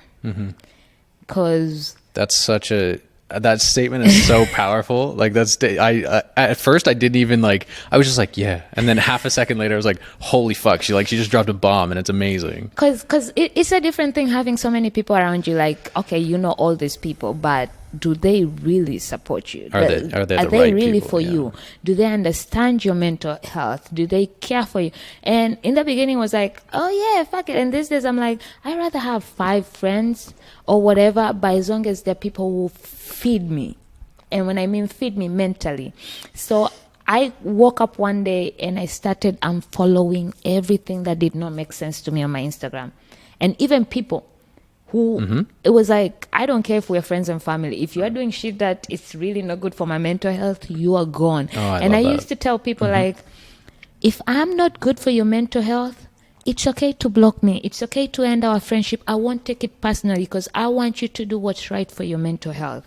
And because all that came from me realizing that once I started opening up, I got the people who actually wanted to know about it and wanted to see how I was dealing with it and wanted to know how they can help. Instead of when I used to open it up to my friends and they would just shut me out or tell me, oh, you're just mourning, or, you know, we also are going through shit. So I was like, so you're really not for me. You end up finding the right community. You end up finding the right support. You end up finding the people who are really for you. Yeah. So that's why I'm always like, be vulnerable. And the funny thing is, one of my friends is going through a divorce and I didn't even know. And she reached out to me one day and she's like, Paula, I want to come on your podcast. I was like, cool. What are we talking about? She's like, I'm going through a divorce and I want to share about it. And I'm like, first of all, I'm sorry. And second, why do you want? She's like, I'm learning from you. Look at how you are being vulnerable. You are being open. You share about all the struggles and shit. And I want to tell people, because back home, there's this thing about getting a divorce, or you should just stick it out. And, you know, but she was like, I want people to know that getting a divorce is not the end of the world. If that place is not a safe space for you, get out. It's okay to choose peace. It's okay. And I was so like, oh my God, you got that from my, like, you understood that my platform gives you that for you to want to come share your story on my platform. I was like, I'm actually creating that space. Yeah. Because this person feels like my platform is a safe space for her to come share this. And she wants to open up so she can help somebody else. Because maybe somebody else is also in her 100%. position, but she's scared of getting that divorce. So it's just like, oh my fucking God. Yeah, honestly, it's like there's so many like things that happen in real life, but not all of them are talked about. And it's like, fuck, man, like why can't we just talk about this shit? Like, talk about the elephant in the room. Like, all right, let's talk about all of them. Let's talk about the elephant, the tiger, all this shit. Like, let's talk about everything and normalize these conversations that, like, yeah, sure, divorce is like the last resort, but sometimes it becomes it's the best thing. But sometimes it becomes a viable option and the best option. Like, and I've And also it's interviewed a okay. few people that have been divorced, and you know, for me and Shelby, like we talked about this before we started dating. We were like, divorce is absolutely last resort, right? Absolutely last resort. And I'm sure that that's the goal going into marriage for almost every couple, I right? tell people, I grew up being scared of marriage. I even told my dad that I feel sorry for you because you'll never get to walk me down the aisle. And this is funny because our favorite movie is Father of the Bride. Ridiculous. But I always used to have this. My parents separated, but my dad is remarried. So, and this comes from a man who said he was never going to get married again. So shit happens. But I used to admire, they used to have this group of of friends, 5 of them, all of them married. Only one couple didn't have kids, so I was like their adopted child. And they used to do holidays together and vacations together, and all the kids would be left to be babysitted with the oldest kids. And I was like, oh my God, that's what I want. I want to have these 5 close of friends who we all get married and have kids and do this shit. And then each one of those, their marriage kinda. And my parents didn't have the easiest divorce, and I saw some of the other also not being easy divorces. So I got traumatized by it, and I was like, fuck, I'm never gonna get married. But then as years gone by, like these days, I'm like, man, I really kind of want my dad to because people are dying these days, right? COVID made you change your perspective in life and know that time is really not as, we don't have that much time as we think. And most of my dad's age mates are passing away. So it's now like, oh my God, I have my dad. If I end up getting married when he's gone, he won't get to walk me down the aisle. So I'm kind of now like, okay, maybe I kind of want. But I'm also in the space that where I don't want to get married to somebody who my first resort is, I'm divorcing you. Fuck it, we're done. I want to marry somebody who I know that if anything happens, we're going to figure it out. Even if it's therapy, counseling, whatever, like the first solution should not be divorce. But if we have tried everything and we are still, because sometimes you just outgrow each other, sometimes circumstances happen, it's okay. So if you have done all that and it's still not, it's okay to have divorce. And divorce does not mean failure. Divorce just means that one chapter of your life is over and a new chapter is starting. And I will pick divorce over peace of mind. Like if my marriage is really, and we have done everything, fuck it, get a divorce. So in Africa, we have this thing that, like right now, if I go back to Africa, every family member, friend will be looking at me like, why are you 34? You don't have a child and not married. Because you go to school, you graduate, you find a man, you get married, you have babies, and then the man got do. But it's not, oh, are you happy? Yes. Oh, I have a podcasting. I'm building this brand. I'm happy. I'm doing things. Oh, okay. Are you married? Do you have kids? Yeah, those are the questions. Yeah. So, but I'm grateful that I have family. My parents don't. They've never pressured me about marriage. Now they're starting to pressure about grandkids because my dad is like, I'm not getting younger. That's exactly fuck, man. That's exactly. Okay, Shelby and I were literally just in Canada, and the same thing, man. Like my dad literally is just like, so not getting any younger. And I'm like, are you gonna raise them? Like, y'all think babies are, popping the baby is not that easy. It's not a hard thing. It's what comes after popping the baby. Okay, they ain't cheap. So, but which I'm also like, you know what, maybe it's time. Because my parents are now like, we don't even give a fuck if you get married or not. Just give us a grandchild. Like, go make a baby. I'm like, okay. Literally, and they say this on my podcast. Like, when you listen to it, I'm like, fuck. So I kind of tricked my dad a few months ago, and I was like, Dad, me and Matthew are going to have a child. He's like, oh, are you already pregnant? I'm like, fuck no, I'm just throwing it out there. It's like, oh, I'm ready. I'm like, damn. Okay, Matthew, bring your ass back from Canada so we can make this baby. My dad would say the same thing. He'd be like, okay, yeah, when's it going? Like, already? Like 6 months? When's it going? And the thing is, my dad told me that my dad gave me a good life. Like, I've traveled the world. My dad had this thing like, I want to make sure you get everything, that there's no man who's going to ever lie to you. I'm going to give you the world. And then you are stuck with the man. So even when I was in school, all my boyfriends would be like, yeah, this girl, if you tell her, oh, I'll give you a new phone or something, she'll be like, give me something my daddy can give me. Yes, because my daddy bought me new phones. My daddy I traveled the world. I had a good life. My dad made sure.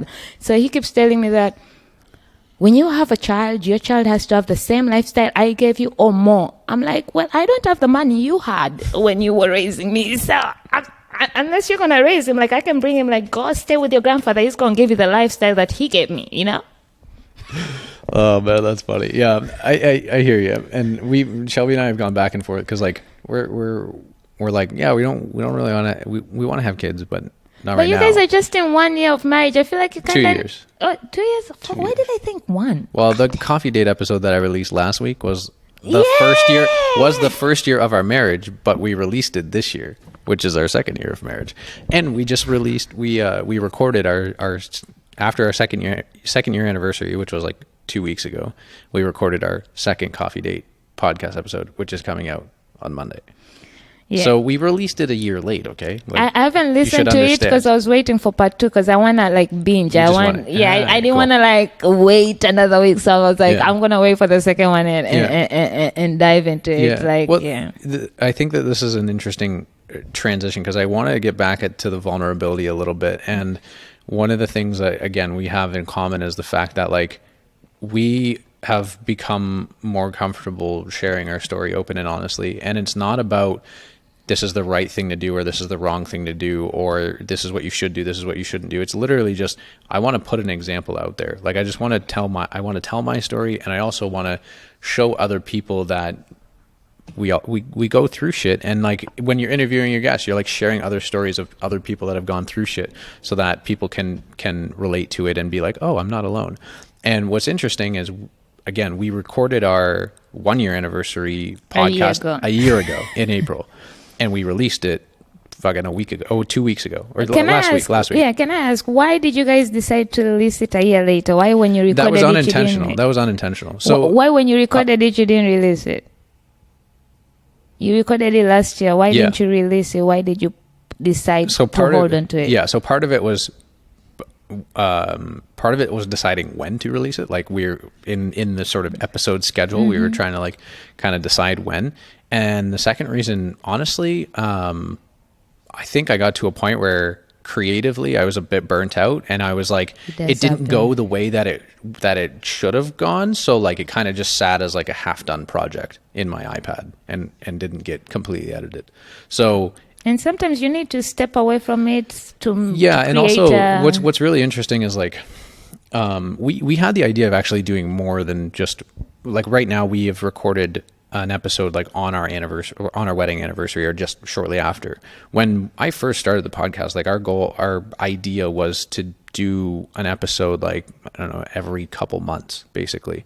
And so after recording the first one, I was like, okay, well, we'll record another one soon and then we'll sort of maybe release them together or something like that. And it just didn't happen. Like we didn't set aside the time to do another podcast recording specifically. And then also during 2022, like both of our, like Shelby was going through a really difficult time mentally with things at work, and she was just not in a great environment, not in a great headspace, and we were dealing with that. So we were like in our own shit trying to deal with that and really trying to figure out what our next move was, because we figured out shortly after doing that episode that we were not totally happy with Boston, like living in Boston at the time. And it wasn't the episode that like all of a sudden uncovered all of these things. It was like slowly things started coming up, and it was just like, man, why the fuck are we still here? Why are we doing, like, we're paying so much to live in a place that we're not totally enjoying and be staying in jobs that we don't totally like. So like we got to kind of take our own advice and like face this discomfort and do something different. And that's when we were like, all right, we're going to cancel our lease in Boston. We had to give them 60 days notice. So we couldn't just cancel and leave. We had to give them 60 days notice, which meant paying 2 more months of rent and also pay a 2-month penalty fee. So just the breaking the lease. So just the penalty fee alone was $8,800.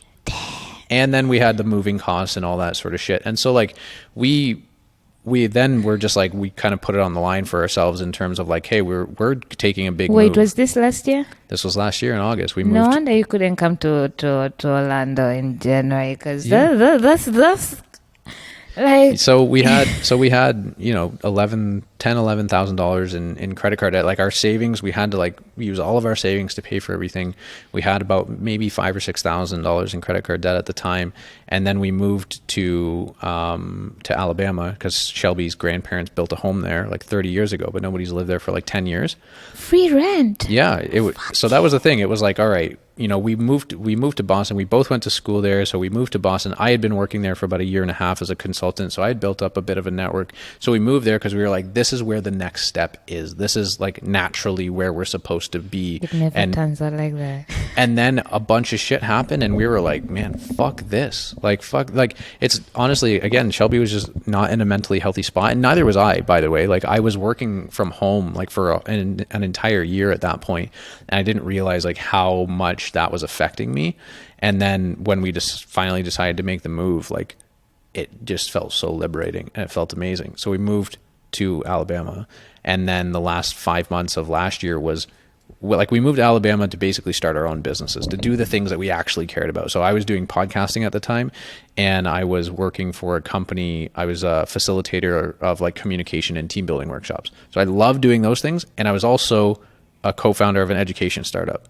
And that one was not really going well, and it wasn't just serving. It wasn't what I thought it was going to be, and it wasn't really serving me. Shelby was working for an apartment complex. So she was one of 4 people in the leasing office dealing with 500 residents. Oh fuck. And it was a lot. It was a lot of customer service, a lot of entitled people, and a very young manager and toxic work environment. Like it became a very toxic work environment, very gossipy, and it just wasn't her thing, and it became quite manipulative and stuff like that. So she wanted to do photography. She's done it as a hobby for years, and she's like, I've always wondered what it would be like to do it as a business. So we were like, all right, we're spending all this money to cancel our lease, move like halfway across the country to invest in our businesses. So the last you bet on yourself. Fuck yeah, we did. Like who else is going to do it? Exactly. You know what I mean? Like you got to invest on yourself for people to invest in you. You got to bet on yourself. 100%. So the last 5 months of last year were all about running around for our new businesses. So I had honestly kind of put the podcast on hold the last 5 months out of last year. One, because I was kind of burnt out creatively, and also because we were running around so much, I was just like, ugh. I can't do this and this. It's a lot. Yeah, absolutely. So this goes along with why I didn't post the coffee date story. I recorded an episode last year in July, at the end of July. And it was about this guy who lives in the UK. His name is George Evans. He's a transgender male, so he's trans male. And so he's born female and has transitioned to be male. And he made this post on LinkedIn about being trans. And it got like 6 million fucking impressions or whatever. And I had seen this like, I don't know, a day or two after he posted it. I was like, whoa, that is powerful as shit. Like this guy's announcing this on LinkedIn. Man, that's amazing. That's bold. So I reached out to him, and eventually we recorded an episode, and we recorded it. And the approach that we took, he said, Adam, be the friend without a filter. Okay. I want to have the most open and honest conversation possible about my transgender journey. So man, I'd love to have him on, because the shit I would ask you. I'll connect you guys. Okay. I'll connect you guys. He's my kind of person. So he basically said, as I'm telling my story, whatever question, whatever comment pops into your head, just fucking say it, and I'll address it. I'll tell you whether it was like offensive or disrespectful, or how we could approach it better, or whatever. Like so that's what we did.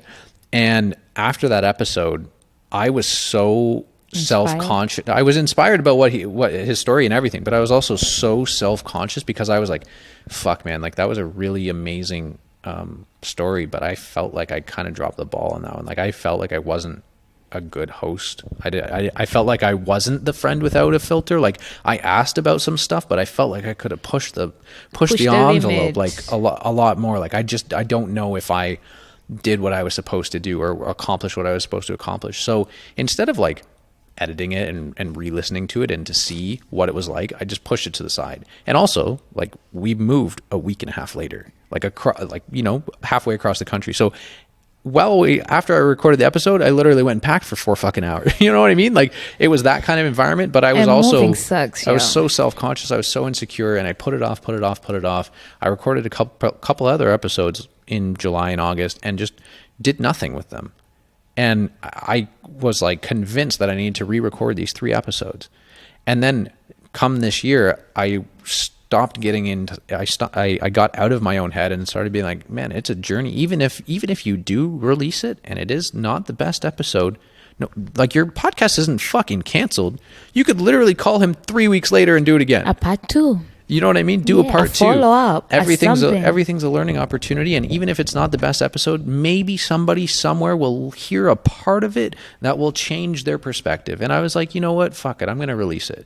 It's the best decision I ever made. One, because not only did I, get through my own insecurity and post it and like get through that mental battle, but it has been an episode that since it's been released has been so rewarding in so many different ways. So I had an individual who is also transgender but hasn't like talked about it publicly, and sent me an email and said like, I've contemplated suicide because of my position, and this story gave me hope. Like, holy fuck, shit. Like that's incredible. And you were holding on to that. Another thing was like one of my really good friends, Sierra, shout out to Sierra Parr.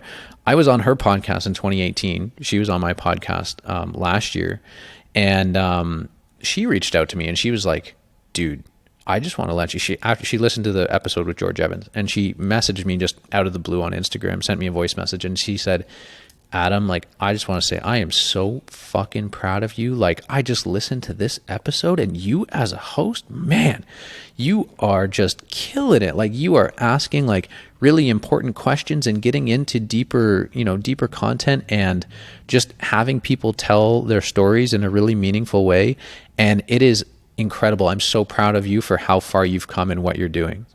So, Sierra had reached out and shared that message with me, and I almost started crying. I was listening to it on my front porch, and I almost started crying because I was so hard on myself for that episode in particular. And the fact that somebody else, a close friend who I admired as a podcaster, reached out and told me that I was doing an amazing job as a host, I was just like, man, why the fuck am I being so goddamn critical of myself? I'm getting emotional now talking about it, because I was just like, sometimes this creator journey is just, it can feel really lonely, right? And you just, like we talked about earlier, just don't know how people are consuming your content, but you just have to trust that one person is benefiting from each episode, and that's it. And so after that, I was just like, whether I think that I can be the judge for my own quality, sure, but I can't be the judge of other people, of other people's perspectives. I can't tell you whether this episode is going to be good for you or meaningful for you or not. Only you can tell that. I can't, you know what I mean? Like, I can't make the decision for other people. So I was just like, honestly, I'm going to like go eat. Like, I'm going to take this as a huge learning opportunity to be more gentle with myself. Like, and I heard this term the other day, it was aggressive patience. It was like, you're being aggressive, you're working your ass off every single day, but you're being patient because you know that you're not at where you want to be, but you are doing the work every single day. But you're patient because you can't learn everything right away. Every single time you do it, there will be a learning opportunity. So like, be aggressive in how you go at it, but be patient with your development. I was like, fuck, that is dope. And it was just another like, it was amazing. And receiving that message from Sierra meant so much. And it gave me almost like this fire to be like, I'm going to put out whatever episode, like, I'm going to do the best that I can every single episode I do.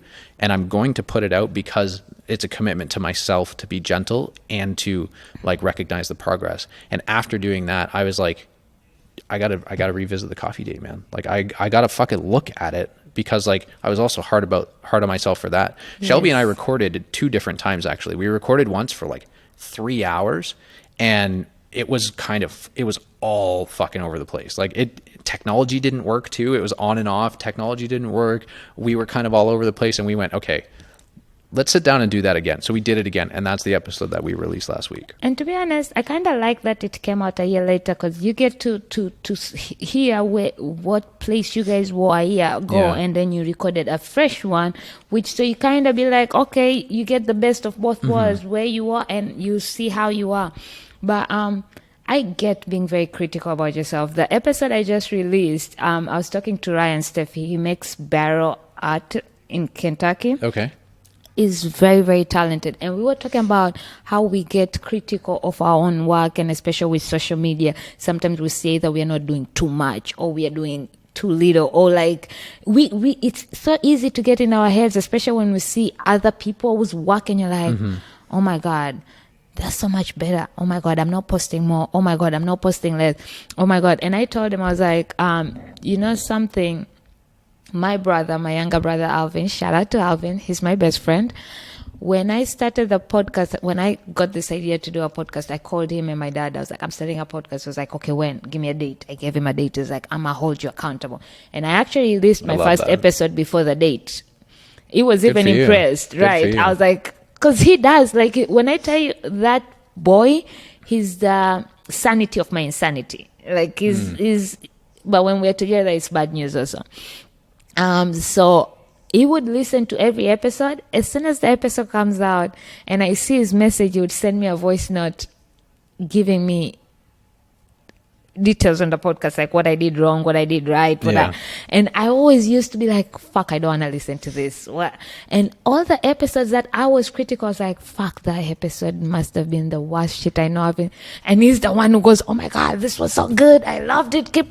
And then the ones which I was so like, fuck this is the one. And he's like, so I'm like, okay, maybe I'm more critical of myself, and it's okay to let it go, because when you go back and look at it, even if it was the worst shit ever, you kind of see how far you came, because the more you keep doing it, the more you grow, the more you learn. And especially this shit, I don't know about you, but I didn't know shit about podcasting. When I wanted to do a podcast, I just went on Instagram and I started getting all these ads about how to learn to do a podcast. I Googled, I taught myself, I edited myself, and it's even harder when you're doing everything yourself, because you don't have the finances to have people assist. Yep.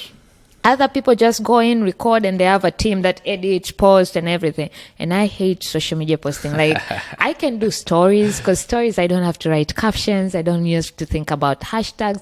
And I kind of I like showing people my life, because I want you to be able to connect with me. When I'm doing some funny shit, when I'm mad, when I'm watching a TV show, when I have opinions, you're going to hear it on my stories. My stories are always lit. But when it comes to my page, I get very critical, because, it's supposed to stay a certain way. I'm supposed to have certain theme. I'm supposed to have the hashtags that capture. I'm supposed to make a caption that engages people. So it's very easy for ourselves to get into our head. But I try to tell myself, like, yo, give yourself grace. At the end of the day, you're doing this for yourself. And if you overthink it, over-criticize it, you might end up not enjoying it.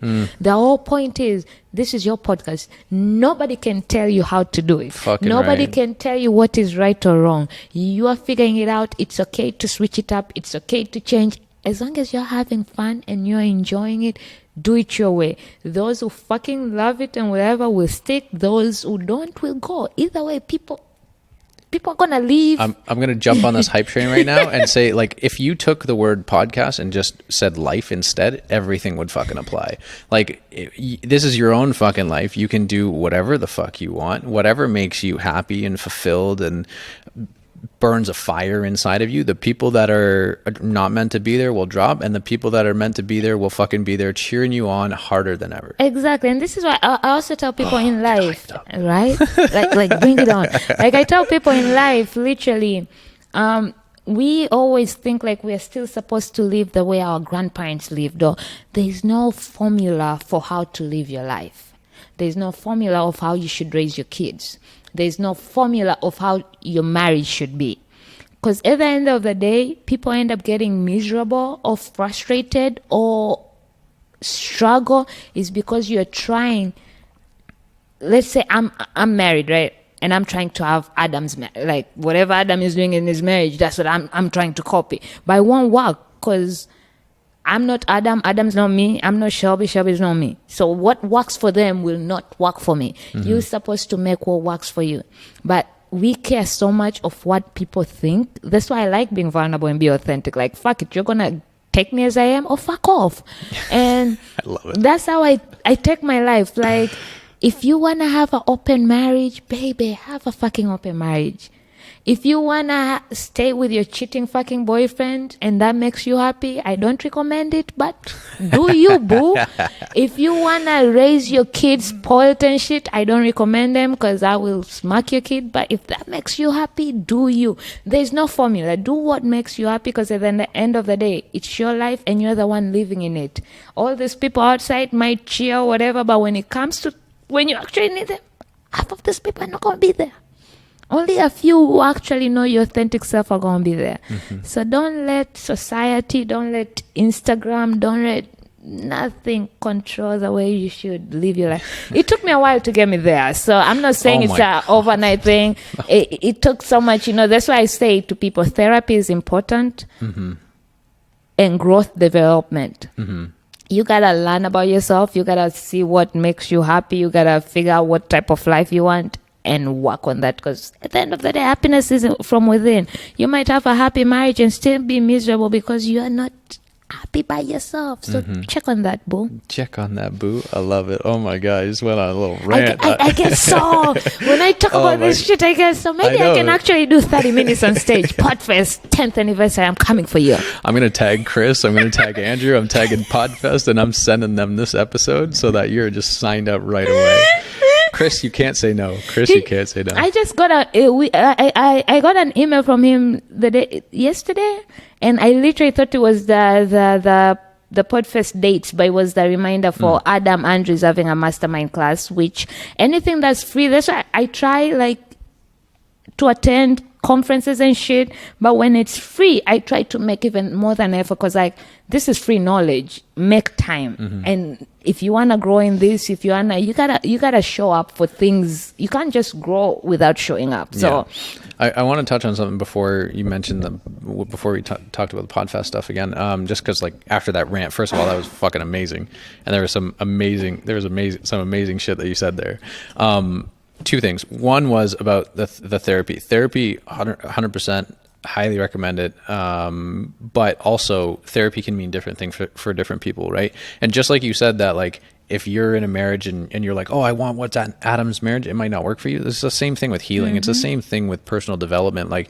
For me, if therapy is number one and YouTube videos is number two, for you, it might be something completely different. You might not, you might have gone to therapy and been like, you know what, this isn't quite working. I need to try something else, right? You might have tried something else and found something else that works a lot better, right? So you got to just experiment. And then the second thing was you said, oh, it's taken me a while to get here. Fuck, man. This has been a journey and a half, and it's still going to be a journey, right? It's a constant. With the stories that we've shared throughout this episode, you can, like I said earlier, even though I do a bunch of shit that makes me uncomfortable, it doesn't mean I never feel that, right? I literally recorded an episode in July. I released it in February, man. And it wasn't like I was posting episodes every week. I posted nothing from August until January 14th. And then I did one more episode.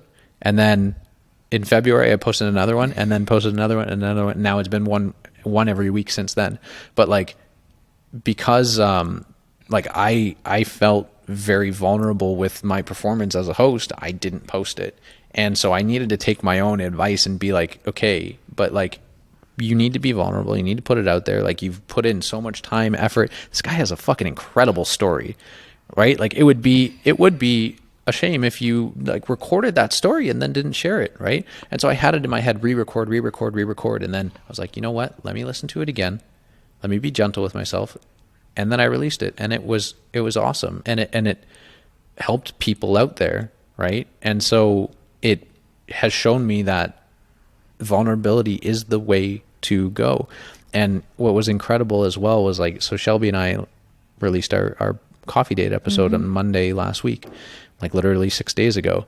And that was the first time that I've been doing episodes, some solo episodes and some with guests for me and you. When I released this episode, it'd be episode 30, right? With her, that was her first time putting it on podcast and putting it out there into the world. So she was like, oh my God, people know our shit. People gonna know my shit. People gonna hear how crazy I really am. And because we recorded it a year ago, she's like, I don't even remember what the fuck we talked about. I know I have a general idea, of course, but how much did we talk about our sex life? I don't know.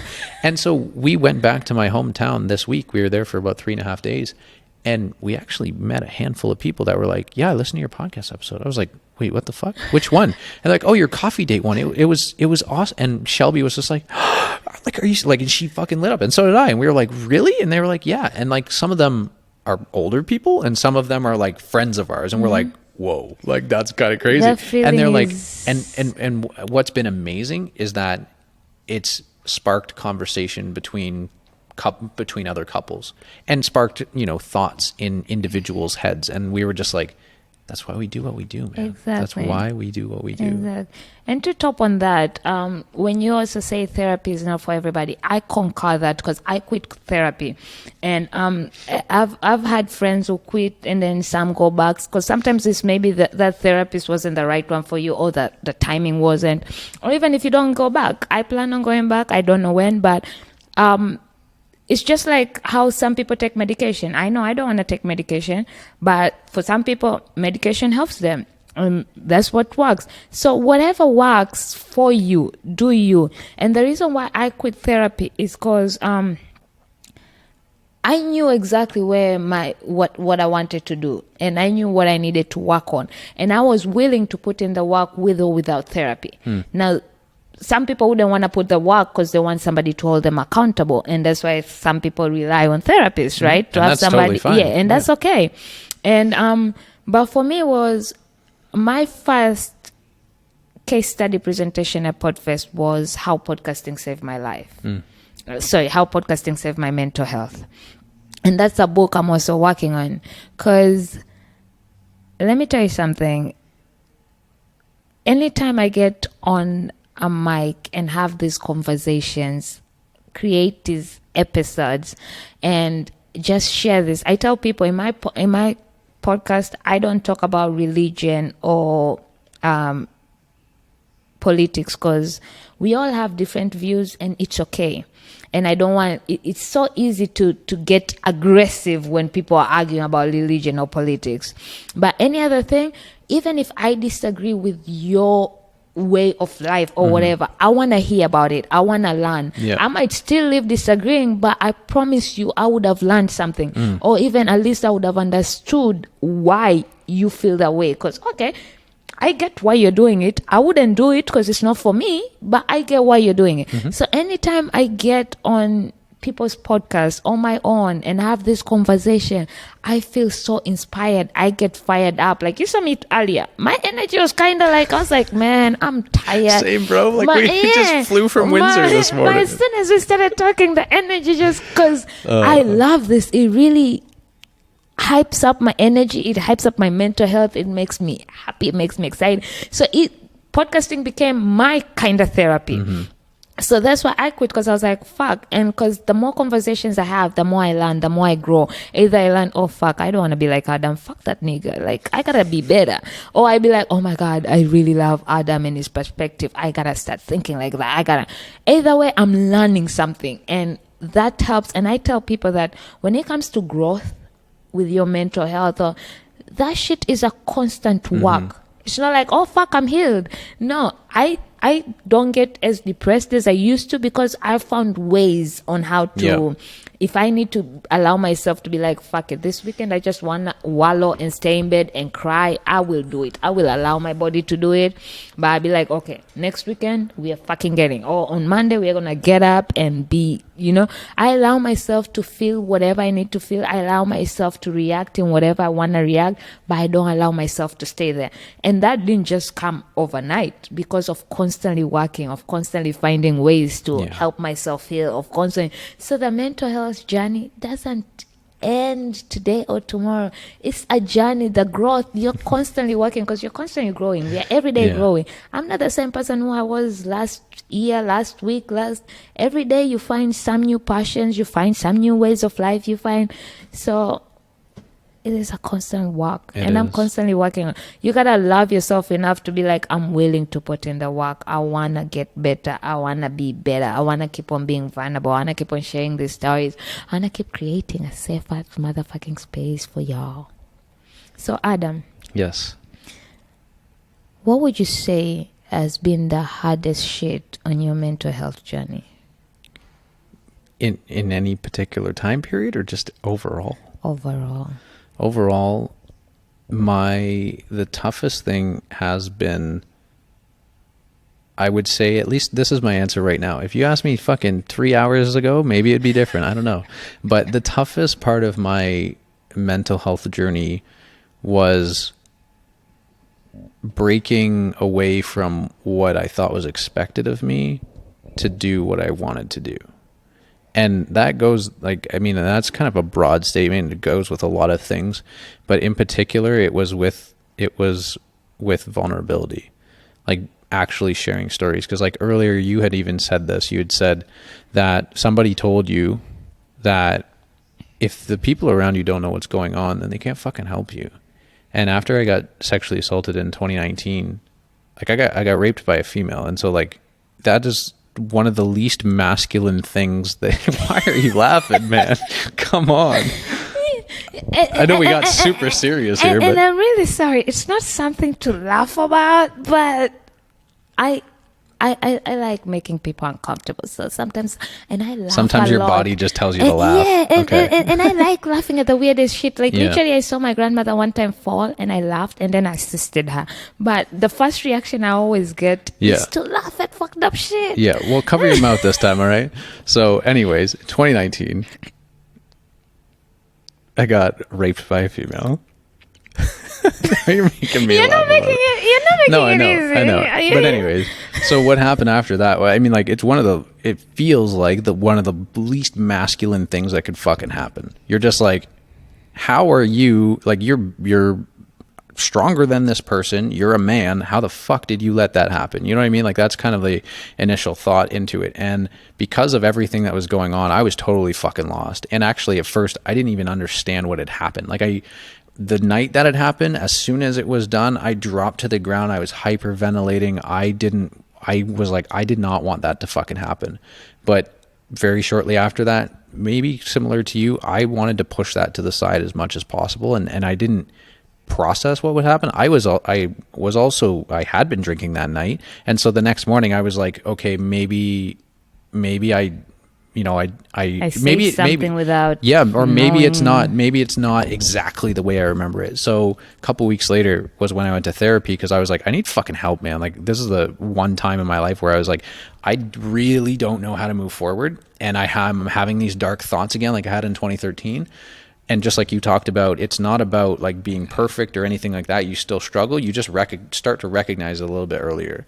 And so this time I was like, I don't know what the fuck to do. So I need to ask for help. And that was a big thing, because asking for help wasn't really part of my DNA. It wasn't really part of like my lifestyle. And so I asked for help, and I went to a therapist or a counselor at the school. And I told her everything that happened, and she was like, Adam, like, you've been sexually assaulted. I was like, no, you weren't listening. And so I told her the story again. She's like, Adam, like, you've been sexually assaulted at the very least. I would say even raped. And I was like, I was really confused. And she said, imagine if you were a female and she was a male, and then play that story out. And I was like, oh my God. Right. So she first of all helped me understand like what actually happened. And then the next thing was like, she said to me, she's like, Adam, like the next step, like who around you, who in your support network can you actually lean on? And I was like, I want to say my parents, I want to say some of my best friends, but like, I've never talked to them about anything like this. And she was like, well, you have a choice. Like, you have a choice how to move forward, and you need to do what's right for you. You can either, try to go through it by talking with me, or if you want to, you can let people in and talk to them about it.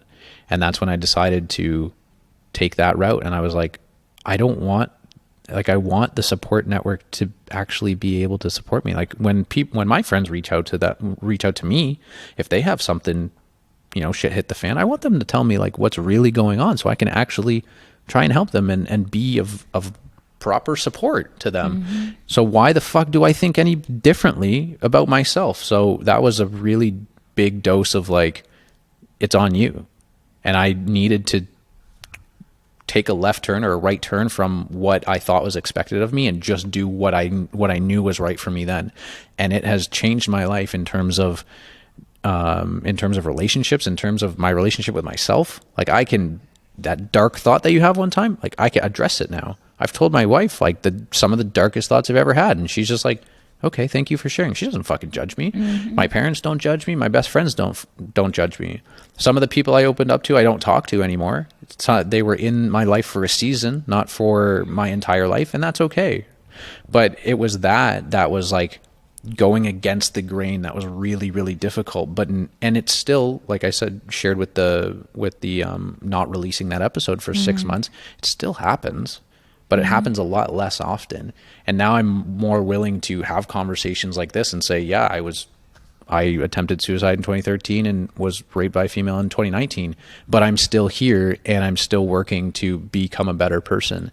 And just the fact of doing that has, like I said, changed my relationships with a lot of people. My parents and I talk about everything now. They were the first people that I told. I called them. We did it over a video call.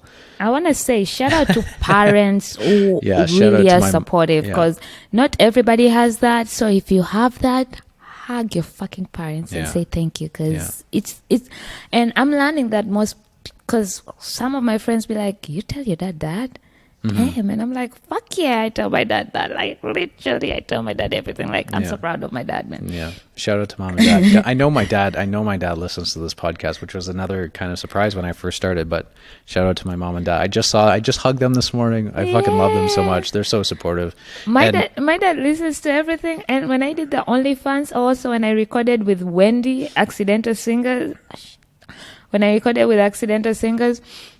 I was like, Dad, please don't listen to these episodes, because I talk so much about fantasies and shit. And I don't know, man. I don't know. Yeah. But I think he still kind of did listen to them. Yeah. But there's something that you said, actually. Can I mention one more thing before you ask another question? Go ahead. So the event that happened in 2019, followed up by the therapist, the appointment with the counselor, and then starting to be vulnerable.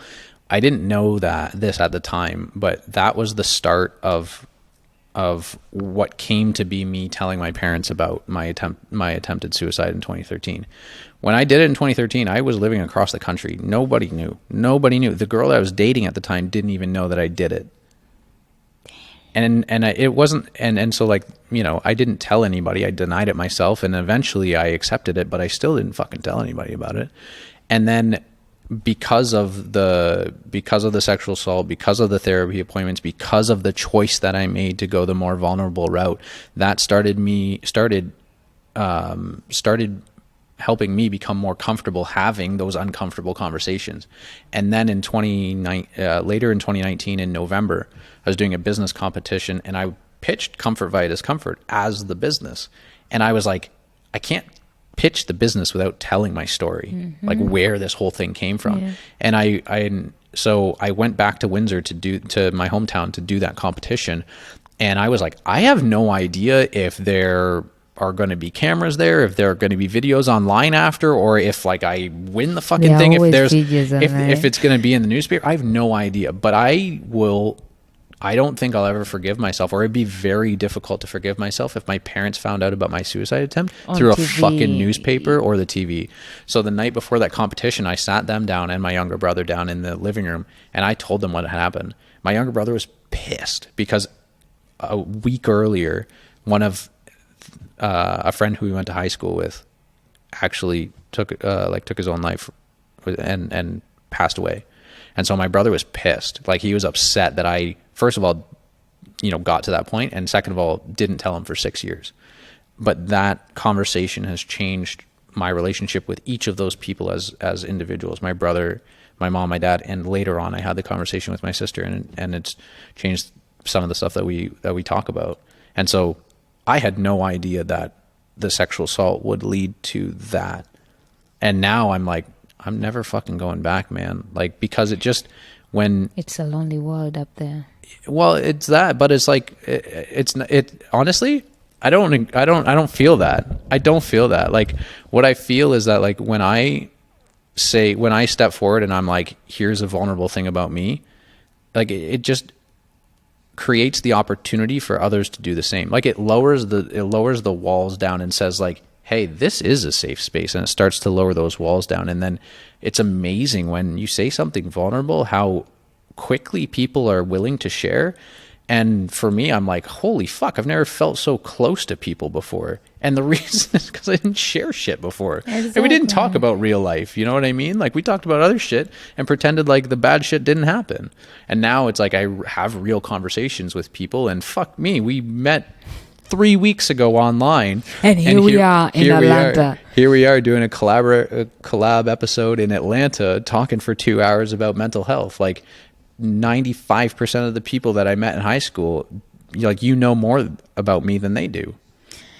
You know what I'm saying? I have this weird way of making people feel so comfortable. See, that was my rant. Because I'm this person who whenever I meet people, I just say shit to make them so uncomfortable that they get comfortable, if that makes sense. Okay. I kind of I'll say the weirdest shit and be like, damn, did she really go there? Okay, I actually fuck with that. Yeah, well, you started talking about a fucking sex tape, and I was like, oh, okay, we're I guess we're going there. I started with complimenting our wife's ass. Yeah, literally. that's true. And I just met our wife today. Like, at least Adam, we had spoken before. I had never spoken to our wife before or anything. And I was like, damn, you got a nice ass. But you see, like, I say that, and I didn't just say it to say it. If you didn't have a nice ass, I wouldn't say it. Like, no. But most people wouldn't just be like, yeah, you have a fucking nice ass. But I don't care. Like, and most women, when it comes from a female, appreciating the ass, because we work hard. Those squats are not easy, yo. So to see another female being like, oh damn, okay, I'm doing so, yeah, seeing my squats. It's a different feeling from from it coming from Adam or a guy. Like, first of all, a guy will just compliment any ass, and then your husband, you're like, yeah, baby, sometimes you feel like you gotta say it because you're my husband and shit. So when it comes from a female, it's like, oh my god, yes, I used to do that at work, and I'll be like, please don't get me sexual assault, I'm just saying you have a nice ass. But I've realized that when you are vulnerable, when you literally do end up having those conversations that you wouldn't have with anybody else. And the funny thing is, because I'm such a positive person, I have high energy, I'm always like, and I overshare. Like, I will just start talking to you and sharing shit, and you'll be like, damn, did we just go there right now? So at Podfest, I got a lot of people would come to me and be like, oh my god, I love your energy, oh my god. And we just sit and start talking, and next thing you know, and I'm like, hey, and that's why I love Podfest. Like, you be in a room where people really don't give a fuck what you talk about. They just want to hear it. They want to learn it. They will ask. And I hate small talk. Like, I don't want to know how you're doing, whatever. And I realized that when I started being vulnerable, that people do want to be vulnerable. They just want to know the door is open. So when you start it, you find out that people are willing to share. But I want people also to just be okay. Like, even when I don't start it, be vulnerable, because if somebody's not going to like you for your past or whatever you're going through or whatever you overcome, then they're not the right people. Even like when you start businesses, most of the time we think our family and friends will be the first people to support us. You're wrong. Sometimes they are, sometimes they're not. Yeah. Especially friends, most of them, and then when they do it, they'll be like, why aren't you sharing my shit? Bitch, did you share my shit? Fuck you. But it's the people, the strangers. Like, I have had more connection and support from people who I haven't even met. I have a big ass family that I've met virtually, but I haven't met personally, who are in Canada. And it's weird because me and my ex are kind of working shit out and stuff. So lately he keeps on bringing like, you gotta move to Canada. And I'm like, why is it now everybody who I fucking love and admire is in Canada? Like, this can't be a sign, because fuck, I'm not moving to Canada. I hate the cold. My sister went to school in Canada and I never visited her once, because Canada is just not a country for me. You have to face the discomfort. Listen, I lived in UK and that shit depressed me. That weather was way worse. Right. Sometimes you just gotta know, like, no, it's true. The weather is like, I already know winter depresses the fuck out of me. I'm in Atlanta and we don't get much winter, but even the little winter, I'd be like, fuck, I hate this. So imagine if I was in Canada where they only get summer. Like, you should see how they get excited when they have little sun. It's so adorable. But anyways, back to the topic.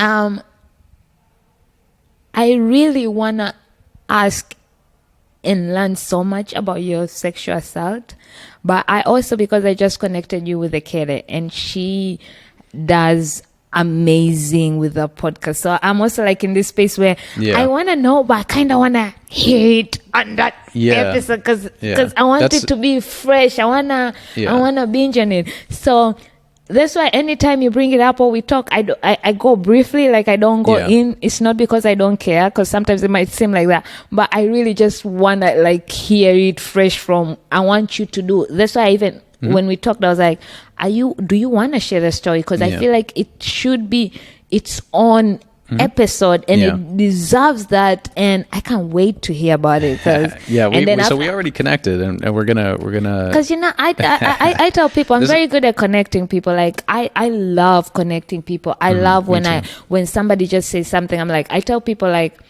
I might not have all the answers, but I will know somebody who will be able, like, even all these people, they'll be like, Paula is always connecting us. Like, you come to me and I'll be like, I'll give you the briefness, but I'll be like, I know this person will assist you. And next thing you know, I'm on Instagram connecting. I love doing that. I love bringing people together. Because at the end of the day, the podcasting world is all about collaboration. There's no competition. No, there's not. We are all doing different things. We're all on different lines. We are all, and that's the beauty about it. We there's so work much so space well to together. win. There's so much space. And I learned that with Podfest, because people are constantly just willing to help and assist and give you information, and they don't force you into buying shit or like, and if they do their job well, you yourself will be like, man, I'm gonna book you. I'm gonna hire you, because they don't sell it. I heard people constantly just act straight into the selling. Like, it's okay. And podcasting world is that. It really is collaboration over competition. Like, nobody feels threatened. Honestly, like, Podfest Global at the end of March was my first time being part of that, and I was like, holy shit, man, I've never been part of like a community that with people that are so willing to help. Like, there were, anytime I met anybody, like within the first few minutes, it's how can I help? Like, what can I teach you something? Can I help support your podcast? Can I go write a review for you? Because, like, we know that it's really tough, especially like you said earlier, like when we're doing everything on our own. So this is something I want to mention earlier, but I'm going to mention it now. I'm talking to your listeners, to any of the Talk Shit with P listeners. If you appreciate what this woman does, if you listen to an episode and you're like, fuck, man, that hit hard, like, that is shit, that is the advice that I need to hear, reach out to her, please. Like, I encourage you to just take that one step, one time, and just tell her how much you appreciate what she's done, or what the guest has shared, or how she's created a safe space, because it'll make a difference for her. And I know that the creator journey is different. I'm talking to my listeners too, the CVD listeners, because this is a collab episode. I love to you too. I was gonna say my CVD listeners, that you listen to this collab episode, hop on over to Talk Shit with P and fucking give her some love, because this woman is working hard and she's creating a safe space for people to talk their shit, and it's incredible. And I want to say, y'all go also give some love to Adam, because the fact that they just been traveling, and Shelby has to work tomorrow and they still have to drive to Alabama, he still was like, if we can do this live, if we can record this in person, let's do it. And he made time, and we're having a blast. But it's incredible how you get to connect with people. Like, I told Adam, like, now you're stuck with me. Like, you and Shelby are stuck with me. Like, I love these motherfuckers, and I just met them recently. Yeah. But it's because we ended up having a vulnerable conversation where we were just like, fuck, this is who I am. This is what I went through. This is what, deal with it. And I love that. And we need to have more of that. And I like that we are both doing that. So he's going to be on my panel, because we're going to have a mental health panel next year at Podfest. He's going to be there. But I'm also going to do my one woman show, because I've been dead. Love it. But it's just amazing. So I want to ask this question, right? With mental health struggles, how do you stay sane? What do you do to help you get through your mental health struggles? That's a great question. And I think it is fitting in terms of like how I wanted to sort of like wrap things up a little bit as well, because I've been thinking through this conversation, like, what do I want to leave people with? Like, what are the one or two things that I just want to sort of leave people with at the end of the episode? And one of the ways that I get through mental health struggles, number one, is talking. Like, I need to talk. I need to talk to people.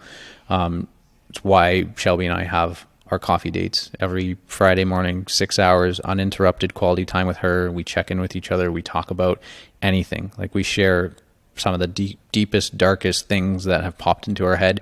We understand that our thoughts are not how we truly feel. They're just things that pop into our heads, and we get to choose what to do with them. So it's a completely judgment-free zone between the two of us. So talking is super, super helpful. And another thing that really, really helps me with my mental health is fitness. And it doesn't mean going to the gym and working out for fucking 3 hours. It honestly means any kind of movement, anything that gets my blood pumping, anything that's a little bit physically challenging, because that also becomes mentally challenging. But the reason why I say that is because when I am active, everything else changes, because I'm putting in work to be stronger or to be more flexible or to be a better runner or whatever it is.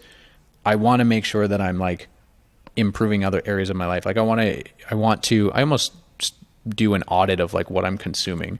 So I start working out and I'm I want to eat healthier, a little bit healthier, so that the progress that I'm making is sustainable. You know what I mean? Because I'm doing this work, so I want to eat a little bit healthier and make sure I feel really good.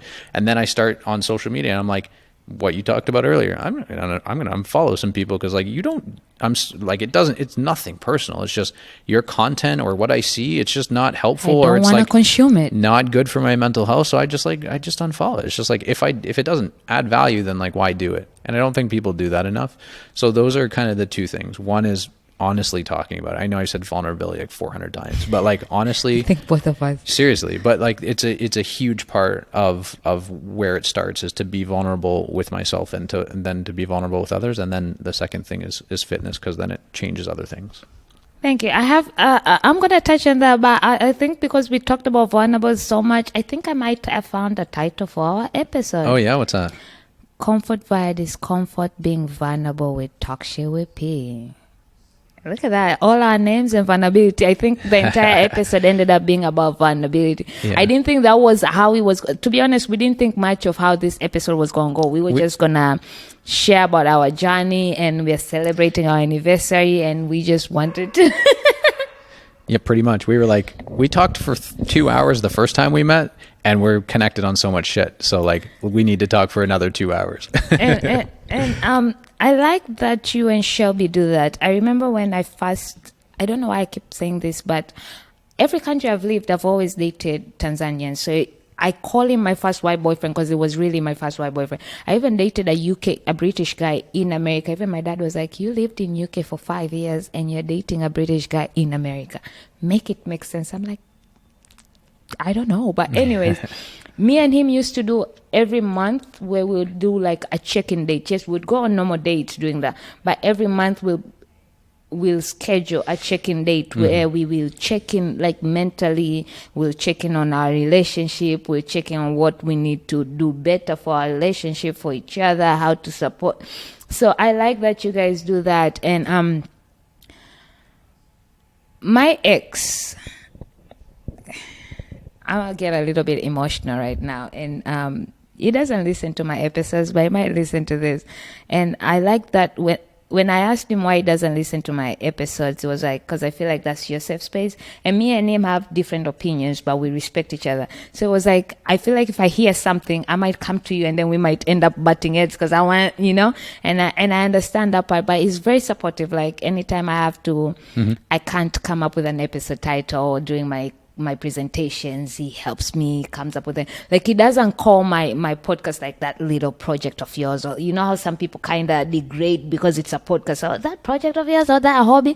He literally wants to help me grow it and work on it, and he talks to his friends about it. When I have conversations, they're like, oh, we heard you have a podcast, it's so cool. Literally is very supportive, very amazing.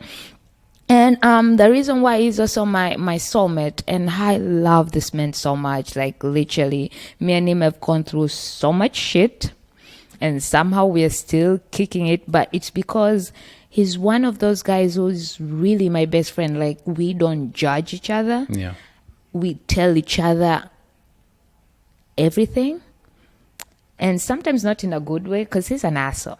But it's that asshole that I love. But he's an asshole. Yes, you're an asshole. But we are so open and honest with each other that we know sometimes honesty hurts. But we'd rather be honest with each other than sugarcoat it or anything. We tell 2 weeks ago, I got some news, right? And I was really feeling bad about it. And he was going through his own shit. And me and him, the reason why I also love him is because he helped me understand how to put up boundaries. He helped me become more patient. He helped me, and I feel like if you're in a relationship that's not helping you grow as a person, not just together, but you as a person, because in a relationship you gotta grow together, and personally each person gotta grow as well.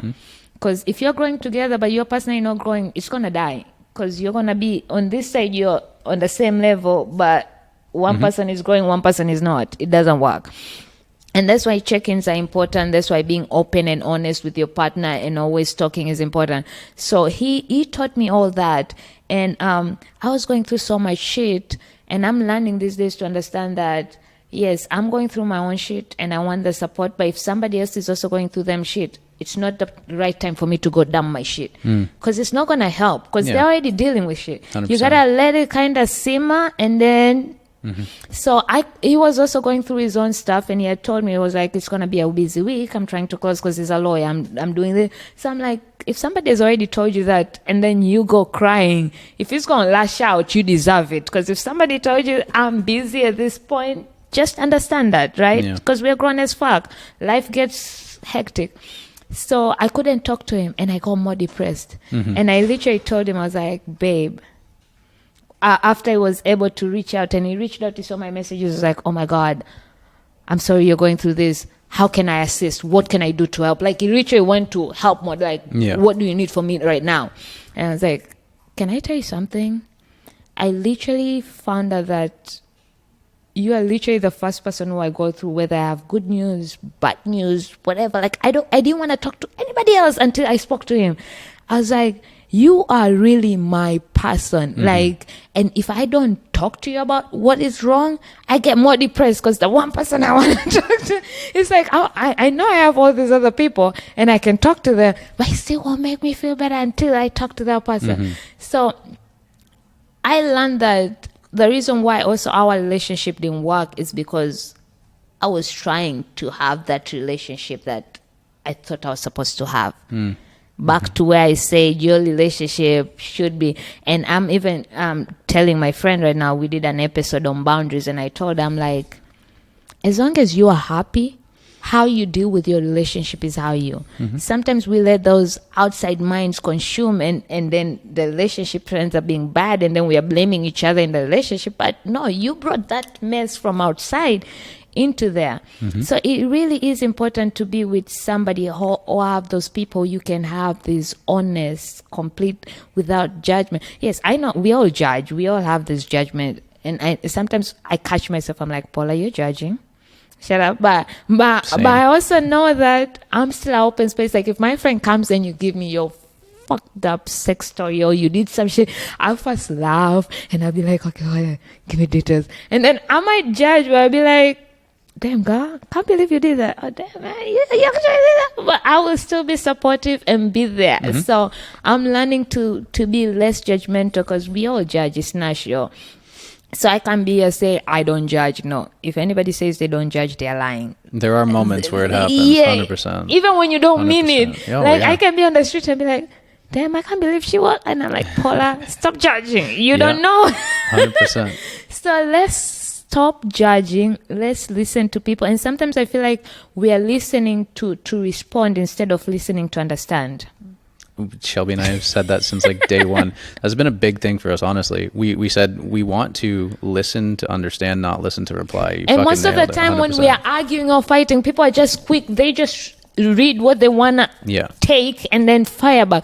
I'm like, let's learn to listen, to understand. You don't have to respond. You don't have to have an opinion of every shit. You don't have, and sometimes people don't even want your opinion. They just want to talk. We need to learn. These days I'm learning that when my friends reach out to me and tell me I want to talk, I'm like, okay, are you looking to talk? Do you want advice? Do you want to vent?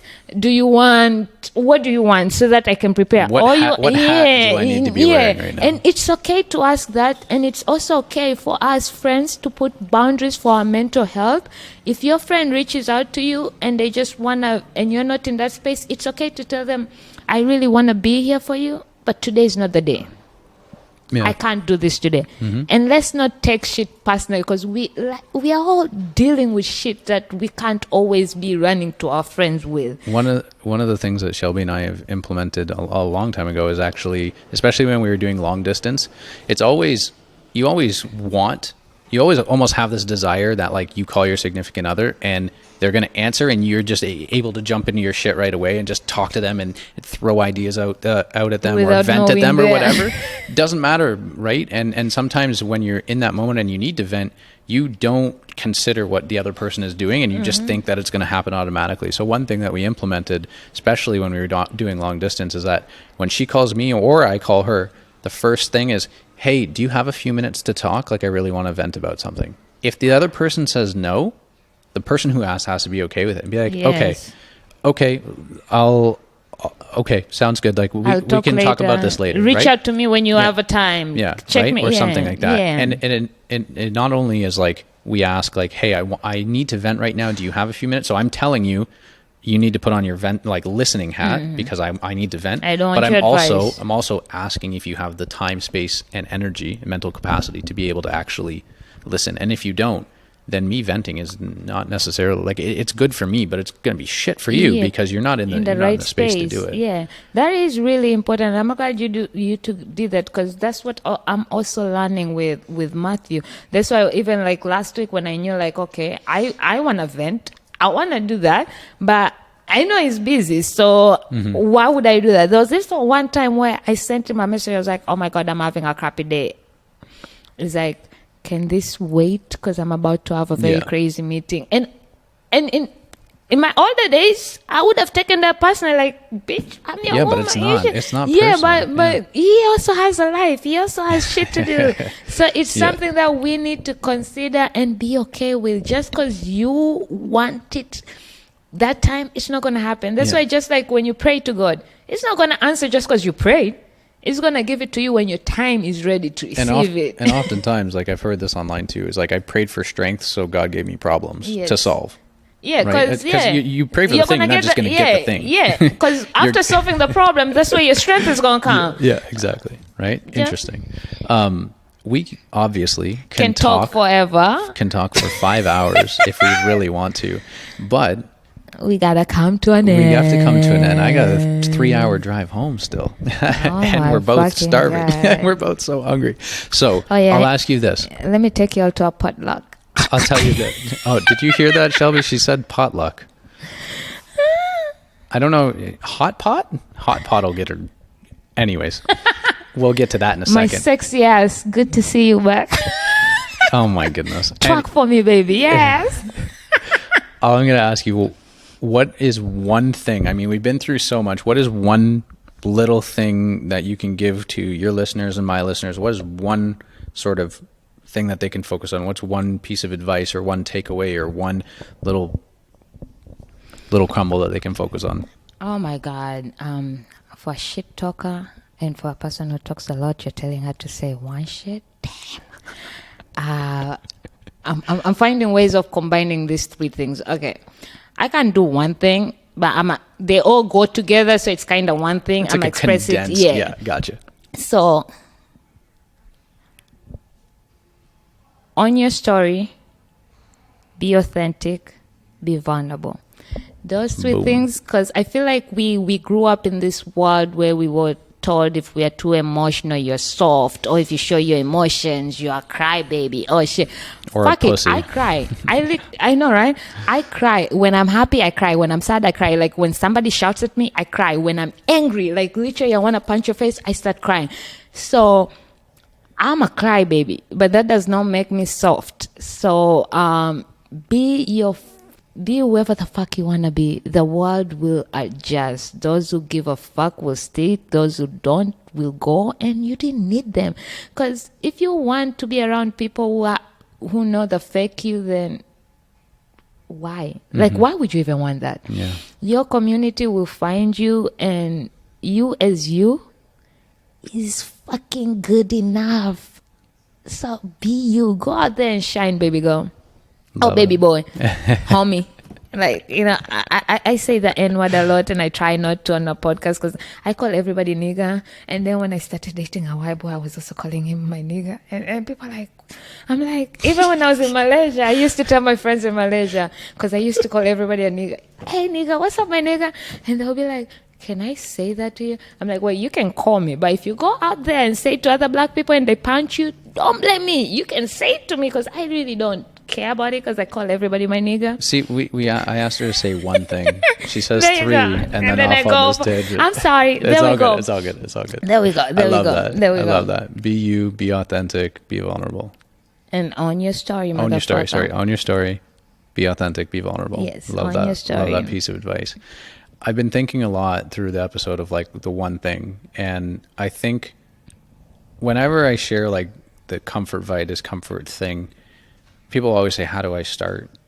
Right? How do I start becoming comfortable? How do I start whatever? Like, it just seemed, I don't know where to start. And so I've tried to like answer that question a lot. And I think the best thing that I can come up with right now is just do things differently than what you're doing. And it doesn't have to be a drastic thing, right? It doesn't have to be that you quit your corporate job and all of a sudden you start, you know, an education startup all by yourself or anything like that. Like, it doesn't have to be completely drastic. It can be small things, like literally instead of driving the same way home every single day, take a left turn instead of a right turn and see where it leads you.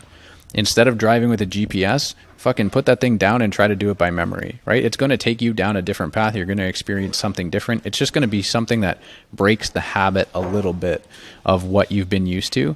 And that little thing can give you a spark that can lead to some other things that can change some other things, right? Like, don't make the changing thing like the most difficult thing in the world. Start simple, take a different way home, eat something different.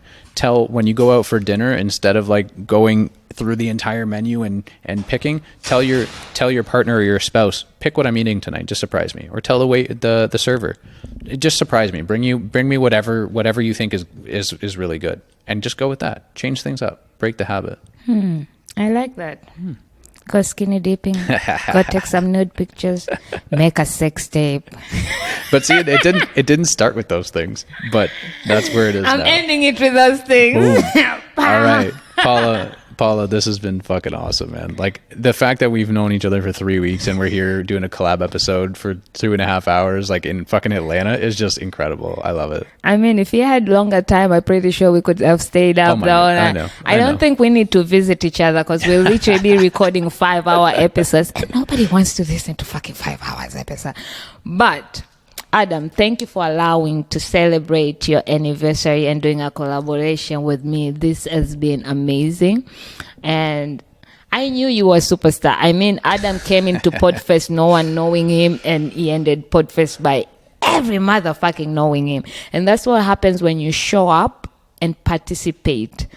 You get known, you get noticed. Because if you show up and you don't take part, then there's no chance. Yeah. And you need to be out there meeting people in order to know how somebody can work with you, what you can get out of it, or what you can give, or what you can learn. So let's do more showing up and showing out. Oh, I like that. I'm not even going to say another thing. I'm just going to say that I appreciate your time and your vulnerability and your willingness to share so much. And you keep doing your thing, man. And I'm here to support you any way possible. So CVD listeners, meet Paula, go follow her podcast, go check it out, go give that shit a like, let her know how much love you have for her. Let her know if a piece of advice or an episode like really helped you. Just give her some love, man. This woman's amazing. Likewise. And I think the pleasure was all mine because I got to see Shabby's ass. I'm just saying. All right. You're hilarious. I love it. All right. All right. That's a wrap. Mic drop. Can we drop?